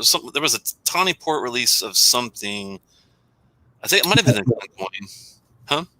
I'm not sure. It might have been in Glengoyne, but I'm trying to remember. I've had a few tawny port releases, and they're okay. I definitely gravitate towards the ruby ones more. Oh, and that Springbank 19 port cask matured I've had was ruby port as well, which I really enjoyed a lot. So there you go on that one. But yeah, I'm happy to definitely get it out to you, and I'll save you a little sample on the side for the future, or in case maybe post-COVID, the first actual legitimate meetup we get to do when we actually sit down and have a dram together. I'll definitely pour you a little bit of that. That'd be cool. Because I don't think you'll be seeing this, so if you can't get your hands on a bottle of this, I would definitely grab it. I agree. It's impressive, man. I mean, it's a quality spirit. It's not necessarily my wheelhouse, but it's a quality spirit, no doubt. I'm surprised. And I'll even say I do agree with Eric with a lot of this. The only thing I differ with him on is I do enjoy the Laphroaig, and as far as Laphroaig peat versus Kilchoman peat, it's hard for me to pick a favorite out of the two. I enjoy both for different reasons, and it just depends on the mood.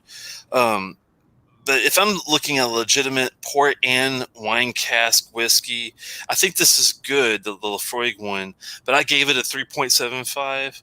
And this one, to me, the Kilchoman, I think is so well done that I'm going to tick it above a little bit. It's not a huge, like a knock it out of the park difference, because I do think that Laphroaig did a good job with the new characters. I'm not knocking it, but this one's so well done. I'm going to give it a 4, and I was close to giving it. I don't know, man, because I think I'm going to have to get it a 4.25 because I really do think it's as good as the Ardbeg Black was, if not even better. And I think I gave the Black a 4.25. So this one I'm going to have to be the same, if not even a 4.5. That's how good it actually was to me. Yeah, right on, man. I mean, I'm like close to you on that. I'm going to stick on my 3.75 for this, but I think it's hard. I mean, it's hard for me to disentangle, but I think the quality of this is there. I mean, I'm really impressed with it. I think I'll keep it to 4.25 for both. I mean, the good thing about this one is I don't think you're going to taste in the Kilchoman any youth because it is matured for so long. We're talking at least 9 years and 6 months, almost 10 years. And we don't even know how many is before that. I'm assuming it's 3. So we're talking. The Laphroaig is definitely younger. You can tell it's definitely younger comparing the two. But the thing about it is, it's just that like the Laphroaig peat smoke. That peatiness is just it's working pretty well. I mean, I don't think this is the best Carchis. I honestly think this is like in the middle when I think about Carchis range. I think there are better Carchises than this, but I think it's a competent whiskey for sure. Yeah, I mean, to me the Carchis is a lot younger because to me this one's got to be like a 12. It's around a 12. Definitely younger. Yeah, I agree. And even the Black, I mean, I thought it was more of a 15-ish, but I went way younger. I think I went younger, but I like the Black. Yeah, I like the Black. But the Kilchoman, I think, it doesn't taste as young, I think, as either one of them because it is so rounded. It has so much fruit. It's got the peat. It would be better at 48 to 50%, I would say, but I'm not going to bitch too much about that. You know what I mean? Yeah. Because it's solid without it. I mean, it would have been maybe more interesting to add a little more water to see if it, but I don't know if water really helps this one at all anyway. Yeah. So with that, I definitely want to share something with folks before folks start heading off. I mean, we're going to hang out for at least another 30 minutes, but we've got a nice schedule put together. We talked about a little bit earlier, but just so folks know what's coming up next week here on the Telex and Malt Show, we are going to be going back to Kentucky and going to be tasting 2 bourbons next week. The first will be a 4 Roses single barrel proof It's about 9 years, 7 months. It's the OESK batch for those who keep score about such things. And then the second hour, we're going to do Elijah Craig Barrel Proof batch B520, which is one of the most recent barrel proof release from Elijah Craig. So we're going to be testing some bourbon next week. So if you're interested in that, man, do drop a comment in the chat and join us next week. It'll be a lot of fun. Did you say it was OESK, or what was the code on that? Yeah, we're doing OESK. Cool. I'm just looking up some side information. So this is New American Oak, 58%. Does that sound about right? Yeah, I think it's like 57.3, the one that we're going to do, but it's like right around there. It's so the Four Roses thing is that the E and the V is interchangeable. So some are OE, some are OV. V is the high rye mash. The E is the low rye. And then the K is usually one of 5 letters. And that's based on the yeast strain they do. So the yeast strain for this is supposed to be basically spicy. So that'll be a lot of fun. I hope you guys can hang out for that. And what was the second one again? Elijah Craig Barrel Proof Batch B520, which is the second release this year from the Elijah Craig Barrel Proof line, which I think is a really, really good bourbon. What was the code again?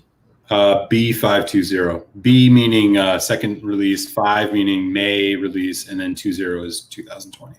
63.6. Yeah, and it's and it's 12 years old, non-chill filtered.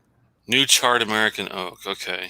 Oh yeah, wow. So it'll be a lot of fun. So Telex is going to taste 2 pretty solid bourbons, and we'll see how they ride on the palate. It sounds interesting. I bet it. I'm already excited because it's been a while since I've got to sit down and try some really good bourbon like that. So it's very good ones. I think these are 2 bourbons where you're going to be like, it's going to be a good benchmark for whether or not bourbon has gotten more interesting to you since the last time you've spent some time with some good ones. Because these are 2, I think, really good bourbons. I hear you. I'm going to be looking at getting a. I mean, I just went crazy and bought a bunch of bottles, so it might be a little bit, but I'm looking forward to going ahead and getting some. I'm going to be looking at that. I'm going to take one for the team and go try to find that Macallan 18 at some point soon. That'll be Macallan 18. Yeah, the first big one. That's going to be a little painful, but it'll be nice to have a distillery bottle. And after that, I'll probably just go for like the independent bottlings and stuff on the side to see if I can find a good, I mean, like cheap version, We can even kind of share what the schedule looks like between now and like November. So, next week we'll do those 2 bourbons. The week after, we're going to do Amrut Fusion and Balcones Brimstone. The week of October 13th, we'll do Tamdu 10 and Tamdu 15. The week of October 20th, we'll do Anok 12 and Anok 18. And then the week of October 27th, we'll do Lecheg 10 and Lecheg 18. So we got some heavy hitters coming up. This is going to be a lot of fun. If you haven't yet, hit like on this video. And if you're not subscribed to myself or Telex, do subscribe. That will ensure you don't miss any of this. So it'll be a lot of fun. We're excited to taste these whiskeys with everybody and share our notes. So it'll be a good time. And definitely want to hear from y'all what you think about any of those whiskeys. And I'll be on the side here. I'm going to ask you a couple questions about maybe something that you might look into with me. If I go for a new bottle, I don't have my own bottle of Ardmore, and I'd like to. I know they have a 20-year-old that's out there, so I might try to get that one. If they're not notoriously great for the distillery bottles, as far as from what I've heard, but I don't mind taking one for the team on the 20. If you can, be on the lookout for a good Ardmore independent bottle, and if you do know of one, please shoot it towards Malt, so he might be able to pick that up on the side. it doesn't have to be anything crazy because I'm gonna try to get to 20 or 21 if I can. Even if it's like an 8, 9, 10, 12, 14, somewhere around there. If it's easy to find and it's a really good independent bottling, definitely shoot the idea towards malts. And would you mind picking up something like that on No, the side? not at all. Not at all. Hopefully there's something out there that would be good. Hopefully one of you guys have had a really good Ardmore to give us a clue about trying, because I'm on the fence on, whether to even they have a legacy, which is an NAS, but I just don't know if it's worth even going that route, because I've heard all their distillery bottles are kind of like but also Althrosk is another one that I'm trying to find an older one, the Auchroisk. It's a Diageo bottling. I have had I want to say it was a 12 or a 16. I can't remember which one it was, but I have had one before that was okay. But I'm going to try to find an old version. Same thing with that. If you know an Othrosk that's an independent bottling, let us kind of know in the comments. And any off the wall, it could be anything like a Balmanic or a Braviel, a Daft Mill. Well, they're probably not going to find a Daft Mill because they're new. Dufftown, Fettercairn, Glenburgie, Glen Elgin, Glengarry, Glenkeith. I have a Glen Elgin 13 or 14 independent bottling. Oh, you already have one? Okay. Yeah. I'll go ahead and try to find us a distillery bottle that's old, if I can find one. I did try it recently, so yeah, that's definitely. I should mention we got a couple other things coming up. I can share with you guys like what we got coming for the rest of the year. We're going to do a Ardbeg 10, and then we're going to do a head-to-head Ardbeg Black Committee release and Ardbeg Black Limited release. So we'll have that coming up. We're going to do Ben Romick Organic. We're going to do Ben Romick 15. We're going to do some Juras. We're going to do Lafroig 18 Green Tube versus White Tube, and then Lafroig 25 from 2016.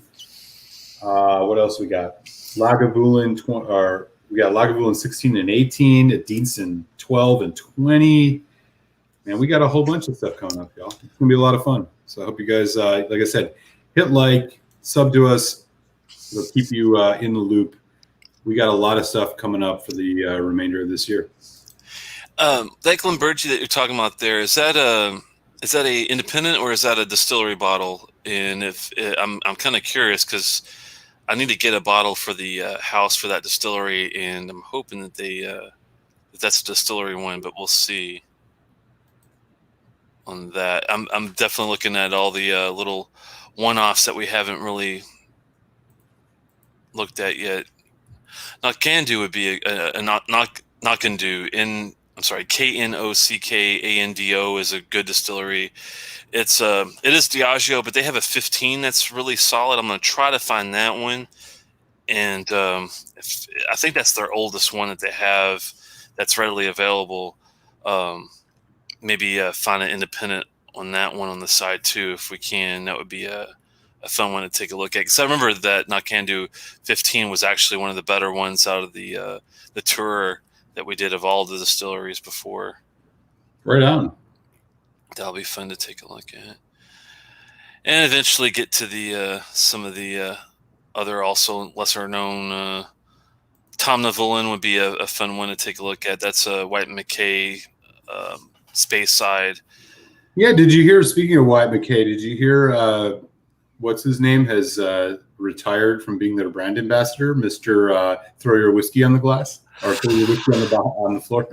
I was wondering about that because I could have sworn I did see a picture of Richard Patterson. Yeah, he's gone. He had a Kilkerran, and I saw a picture of him recently, talking to somebody, and it was like in passing, and I was reading the news, and I thought, I know who that guy is, and I just kind of moved along. I didn't know he actually left or retired or whatever. That's pretty cool. Yeah, I'm not crying about him not being out there talking about Dalmore.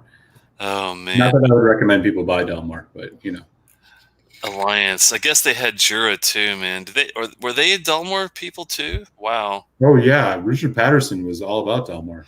Let me see who they have, because I have a nice little list here that has all their whiskeys. It looks like they could throw your first dram in the floor like some kind of bourgeois, aristocrat. It looks like that they control Dalmore, Fettercairn, and Jura, and one more, Tamnavalan. Really, Jura, I didn't know that. And Tamnavalan. They have 4 whiskey distilleries that they control. That's interesting. And the funny thing is Dalmore must be like their bread and butter, because you never hear of Fettercairn. You hardly get any love from Jura or from, or especially Tamnavalan. I mean, Tamnavalan is one of the most neglected distilleries I can think of right now. Yeah, no, totally. I agree with you. Yeah, he was always bumping Dalmore because it looks so good in the glass, or it looks so good in the bottle, Looks like it was a one-off release in 2012. That's going to be tough to find then. It looks like John was saying that they have an official 15, but it's much easier finding the independent bottlings. That's a shame, but I guess we'll see what we can do when we get there. Yeah, if you can afford to drink Dalmore, you might as well pour every glass on the floor. Yeah. Wow. Those guys, man. I'm not surprised now, knowing the distilleries they control, of why it's just so. I don't know if I should use the word abysmal, but it's pretty bad.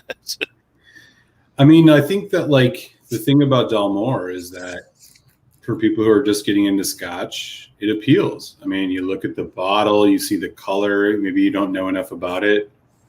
Sometimes it's appealing. I mean, Dalmore 12 was a whiskey that I had relatively early in my journey. And well, I mean, it spoke for itself when I compared it to others in that range. I was like, holy shit, that was really bad. I get the prestige that Macallan gives off, because I mean, their quality is there with even though they're overpriced.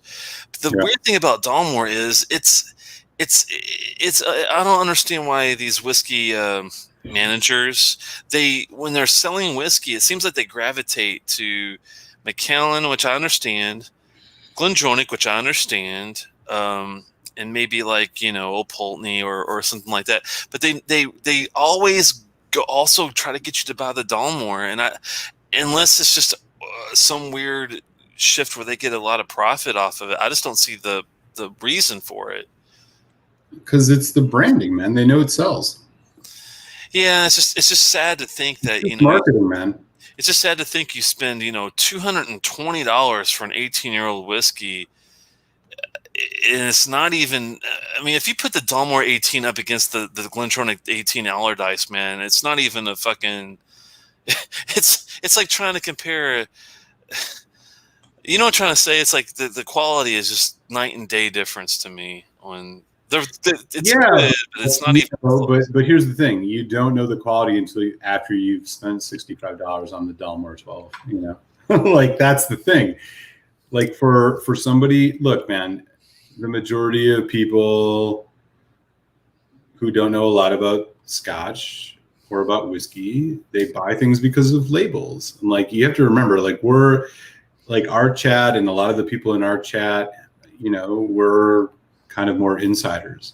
So when you walk into a liquor store and you see Dalmore on the shelf, and it's it looks the way it does, it has the color the way it does, you don't know anything about ABV. You don't consider whether they've added 20% dye to it, or whatever. Not that it's 20%, but you know what I'm saying. You buy it because it's a presentation, it's an experience. You're buying an experience. You're not buying the whiskey. And that's what Dalmore's all about. I think Dustin might have a good point here, and I didn't think of it this way, but maybe Dalmore is just good at doing the whiskeys that are $2,000 to $5,000 and up, because I know they sell a lot of their Constellation, which is I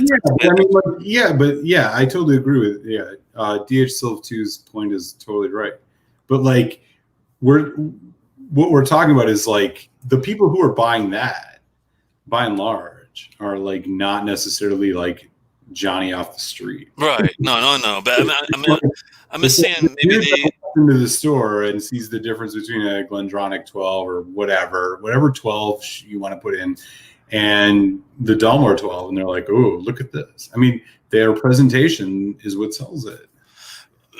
Yeah, but I'm just saying that maybe they just do the high end stuff very well, and they're just piss poor at the 12 to Speaking of like selling whiskey, by the way, 18. man, have you seen all of the backlash over the last 72 hours about the whiskey Bible guy, Jim Murray? It's all over Twitter. What happened? So there's a woman wrote an article basically calling out that Jim Murray guy for basically being just like overly sexist and sexual towards women and his characterizations of whiskey. And like now he's getting canceled and taken off. Like a bunch of distilleries are like, Whiskey Advocate's not going to promote his book anymore. Oh wow, man. I mean, I don't know. Have you ever? I've never even read or bought Whiskey Bible, but the guy sounds like a prick, so I'm like kind of interested in it. But it brings up the same point that you're talking about, which is like this whole notion of you have all these people that like it's all about appearance and not about substance.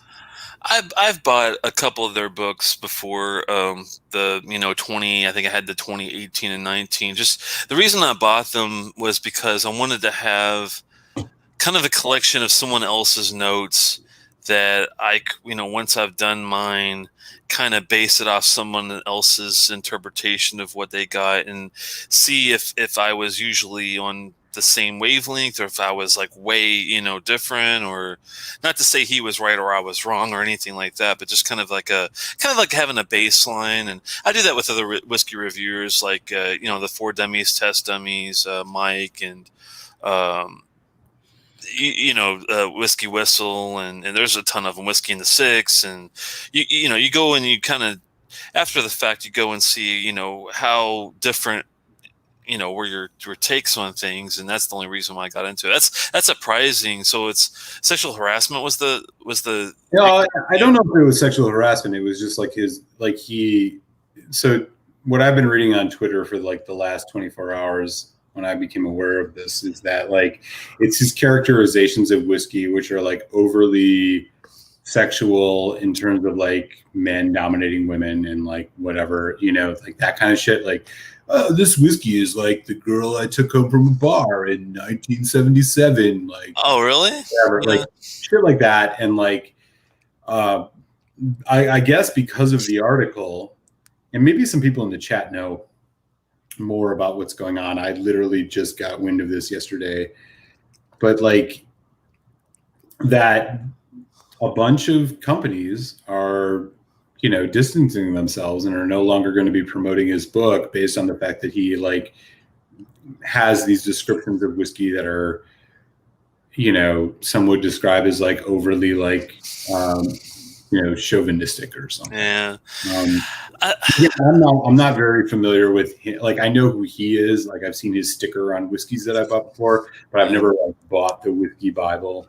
So I don't know what that's all about, but apparently there's a lot of controversy, and it's getting legs because when I logged onto Twitter today, I mean there are some, things like Whiskey Advocate and some other distilleries who are like apparently the distillery that he had said was their whiskey of the year has distanced themselves from it because of this article. So I don't know. That's the thing. It's like Guardian in the UK, if I'm not wrong.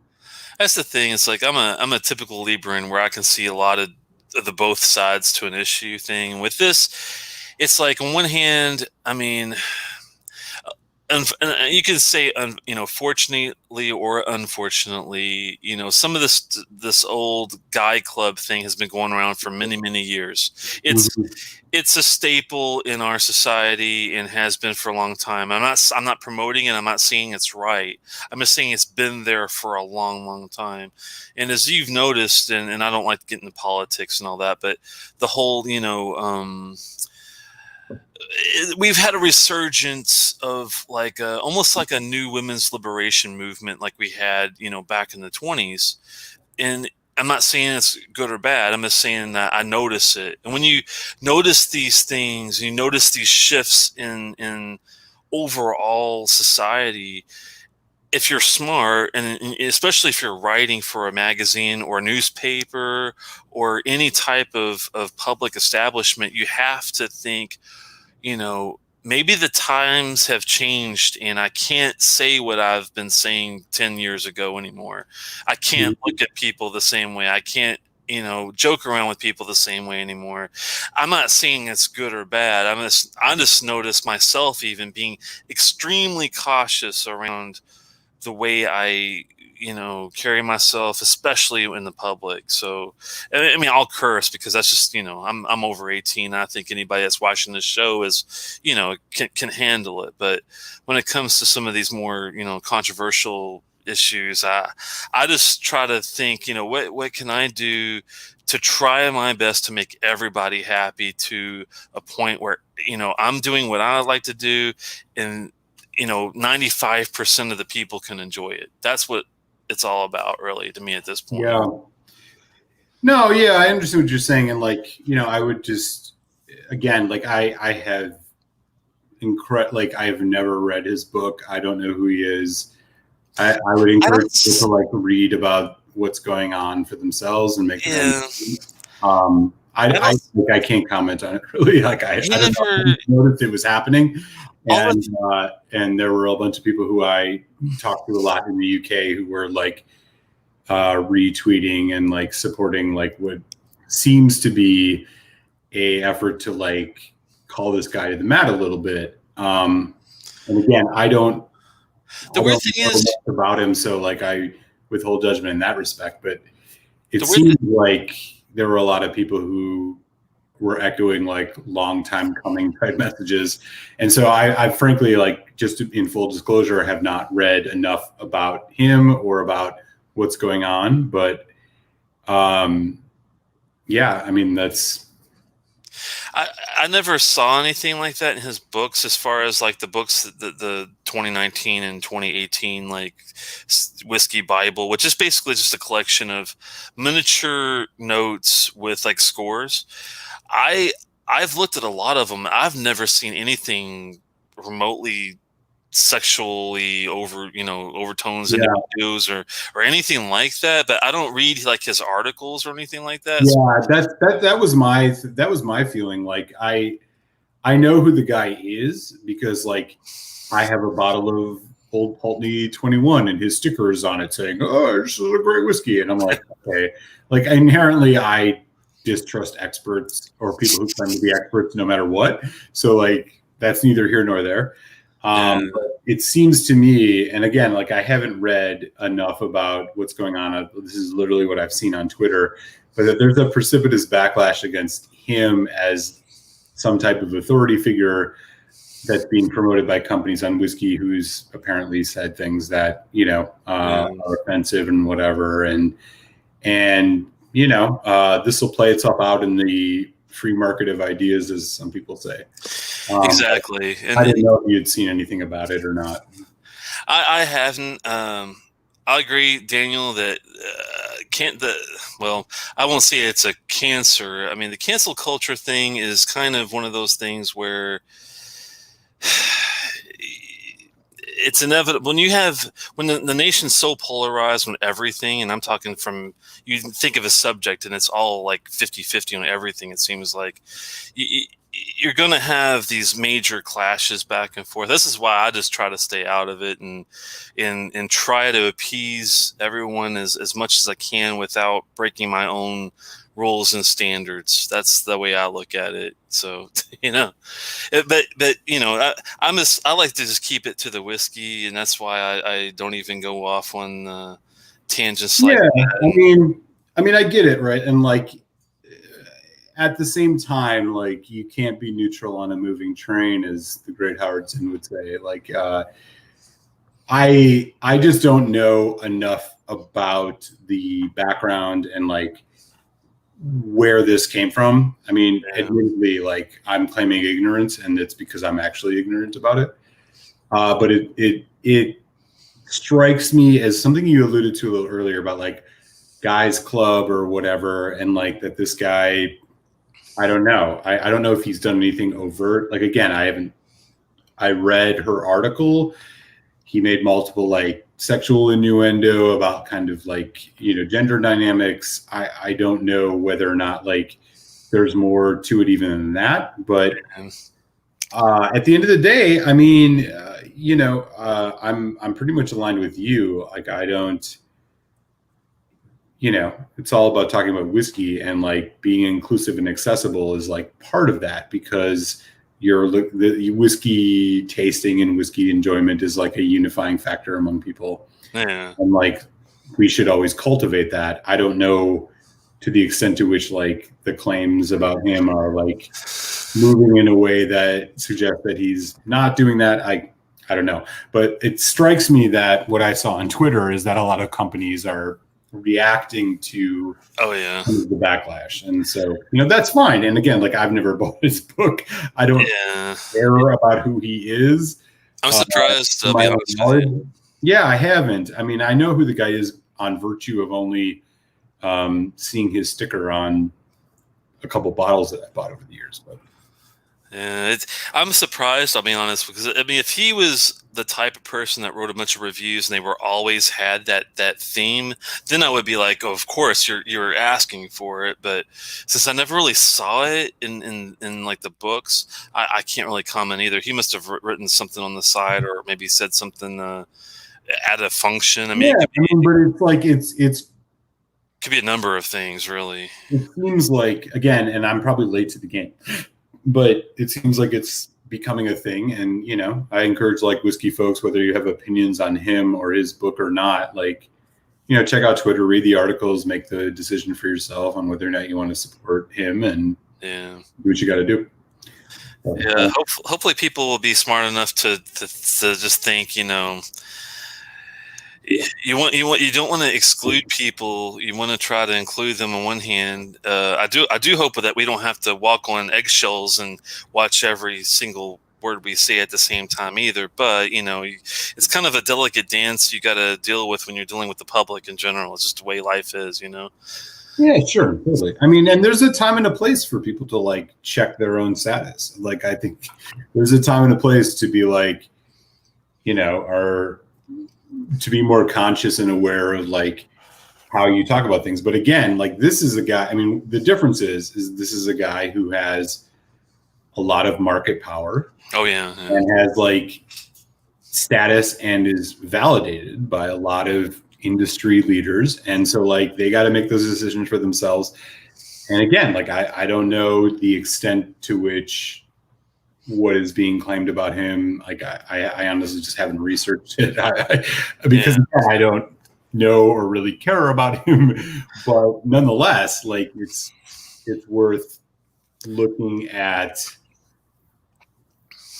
People have the right to make their decisions about it, and that's fine. Thankfully, there's so many whiskey reviewers out nowadays that you don't really have to, even if you just pushed away 10 to 15 people, you would still have at least 30 to 50 people to watch and to read and, enjoy at the same time. So there's someone out there for everybody, thankfully, when it comes to whiskey reviews, it seems like, as far as, getting their... I mean, and like, I think there's a fine line, right? Like, some of the things that were like, I would never personally describe whiskey the way he has in some of the cases that are alleged. Like, I just wouldn't, because to me, it's just about like respect and dignity for human fucking beings. Yeah. That said, I don't know like the depth and extent to which he is like. Yeah, I mean, if I just, things like I don't know. If I just compared it to like I can't say, but like, I'm not going to sit here and like draw strange comparisons as like, it's a lack of creativity and a lack of, honestly, like, energy. Like, if you have to resort to like, plebeian, like, knee-jerk male chauvinism to like describe how you think about a whiskey, like, you're clearly like saying something by that. And yeah, I mean, I am, so I'm not going to do that. Yeah, I mean, it just depends on how he said it. I mean, because like, Prey Nail and Distiller, right? PB Michigan Wolverine. Yeah, he'll every once in a while he'll kind of compare a whiskey to like an old interaction with a date or a hot chick kind of thing. And I mean, it depends on how it's done. If it's done in a way where it's generalized and it's just kind of like, I guess it all depends on how graphic and how weird it. I mean, that's the weird thing. It's like it makes me kind of nervous for the guy, because you would think if it caused this much of an uproar, he had to say something that's pretty crazy bad. Yeah, I mean, I don't know. Like I said, like I'm not. I like skimmed through it. I've seen some of the Twitter action going on. I've not honestly, like, I don't have. I mean, I'll just be honest. Personally, I don't have the time to dig into it too much right now. But I don't know. Yeah, cheers, Andrew Page. I appreciate that. I just don't know the extent to like what's going on, so I can't speak on beyond that. I just know that there's controversy. I'm glad you mentioned it, because I am going to look it up, because I don't want to be giving money to the guy if he's done something crazy. Right. Well, right. Exactly. I mean, this is the most attention I've ever paid to him probably since I've ever had somebody who enjoyed whiskey. So I'm not sure, but there is a controversy going on, and I like to jump on Twitter every once in a while, and I've seen a bunch of it. So I don't know. I just want to see what Dustin was saying about his. What? Okay, he went a 5-minute hiking dream through Island, finding his way to the castle. Okay, that's. I'll see you later. Good to see you, man. Oh, where was that one that I was looking for? This one about where was it? Oh, this is one of his quotes. Have I had this much fun with a sexy 41-year-old Canadian before? Well, yes, I have, but it was a few years back now. It wasn't a whiskey, was the fun? We've been probably not. That's a bit much. That's okay. He's like projecting his own. I mean, when you get to specifics, as in like 41-year-old, like when you're like bringing up like some specific person, that's when I draw the line. I mean, if you're just comparing it to a nice looking lady in passing, like you're not being very specific, I wouldn't think people would get all bent out of shape. But if it's like you're really pressing it and you're really going that far into it, that's when you got to draw the line. That's a tough one, man. I appreciate it, Daniel, too. Daniel. We try to include you guys as much as we can on the side, because it's part of the fun, and we're not doing this to talk to ourselves. That's for sure. Well, yeah, you gave me a lot to think about.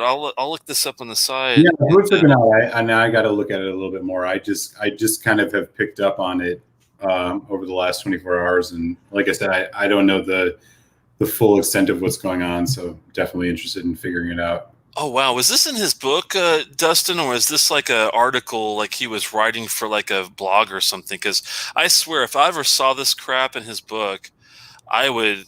Oh, that's horrible. Yeah, never mind. That if I saw that kind of crap and can you bring that back up? I'm sorry, I didn't see that. Sorry. If I ever saw this in his book, I'd be like, well, this is like, might as well read some sort of like, God, yeah, Daniel Steele novel or something. I mean, I don't want to see that crap when I'm looking at whiskey. Come on. Yeah. that is yeah, it's supposed to be in the book. Okay, I'll have to do another skim. Like I was just looking for like what he thought about Springbank 21. I wasn't doing any too much reading into it. But I'm gonna take another look at it and see if I can find anything that's like. But yeah, if that's in the book, man, that's crazy. I don't have the new one, or the last two actually, I should say. So that might be I don't.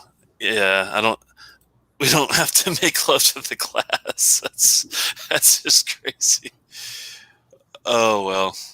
Anyway, well, thanks so much, guys, for coming by. We're going to have to shut this one off, but I really appreciated it. And thanks so much for the drama on the Kilkerran heavily. Yeah, back at you with that Kilchoman, man. That was a lot of fun. And like we were saying earlier, next week we are going to Kentucky. 4 Roses single batch barrel strength OESK and a Elijah Craig Barrel Proof B520. So we hope we see folks here next week. It'll be a lot of fun. Telex is going to have his palate challenged on some quality bourbons, and we'll see what he has to say about them. I'm looking forward to it, man. I really appreciate it, and I'll get with you on the side on a couple maybe purchases in the future. And yeah, for sure. If you haven't yet, do hit like on the video. Hit subscribe on Telex, the Whiskey Tech. Feel free to hit subscribe on Malt Muser Whiskey Reviews. I got a whiskey review coming out this week on Friday, as always, every Friday, of Old Ezra 7-year-old barrel strength bourbon. So if you're into that, check it out. And it's been an absolute pleasure hanging out with everybody. And we will see you next week on the Telex and Malt Show. Yeah, I might do a little short review on this guy on the side just to get it out for the masses on the side separately. But yeah, definitely stay tuned next Tuesday, guys. We'll be a little bourbon, and we'll be doing a little Emirate and Balcones the following week, and get back to the Scotch following that. And might dabble into the bourbons on the side even more so. It depends on how this one goes, and we'll see what we think. Yeah, sounds good. Someone downvoted us. You're fired. Oh, so bring it to attention.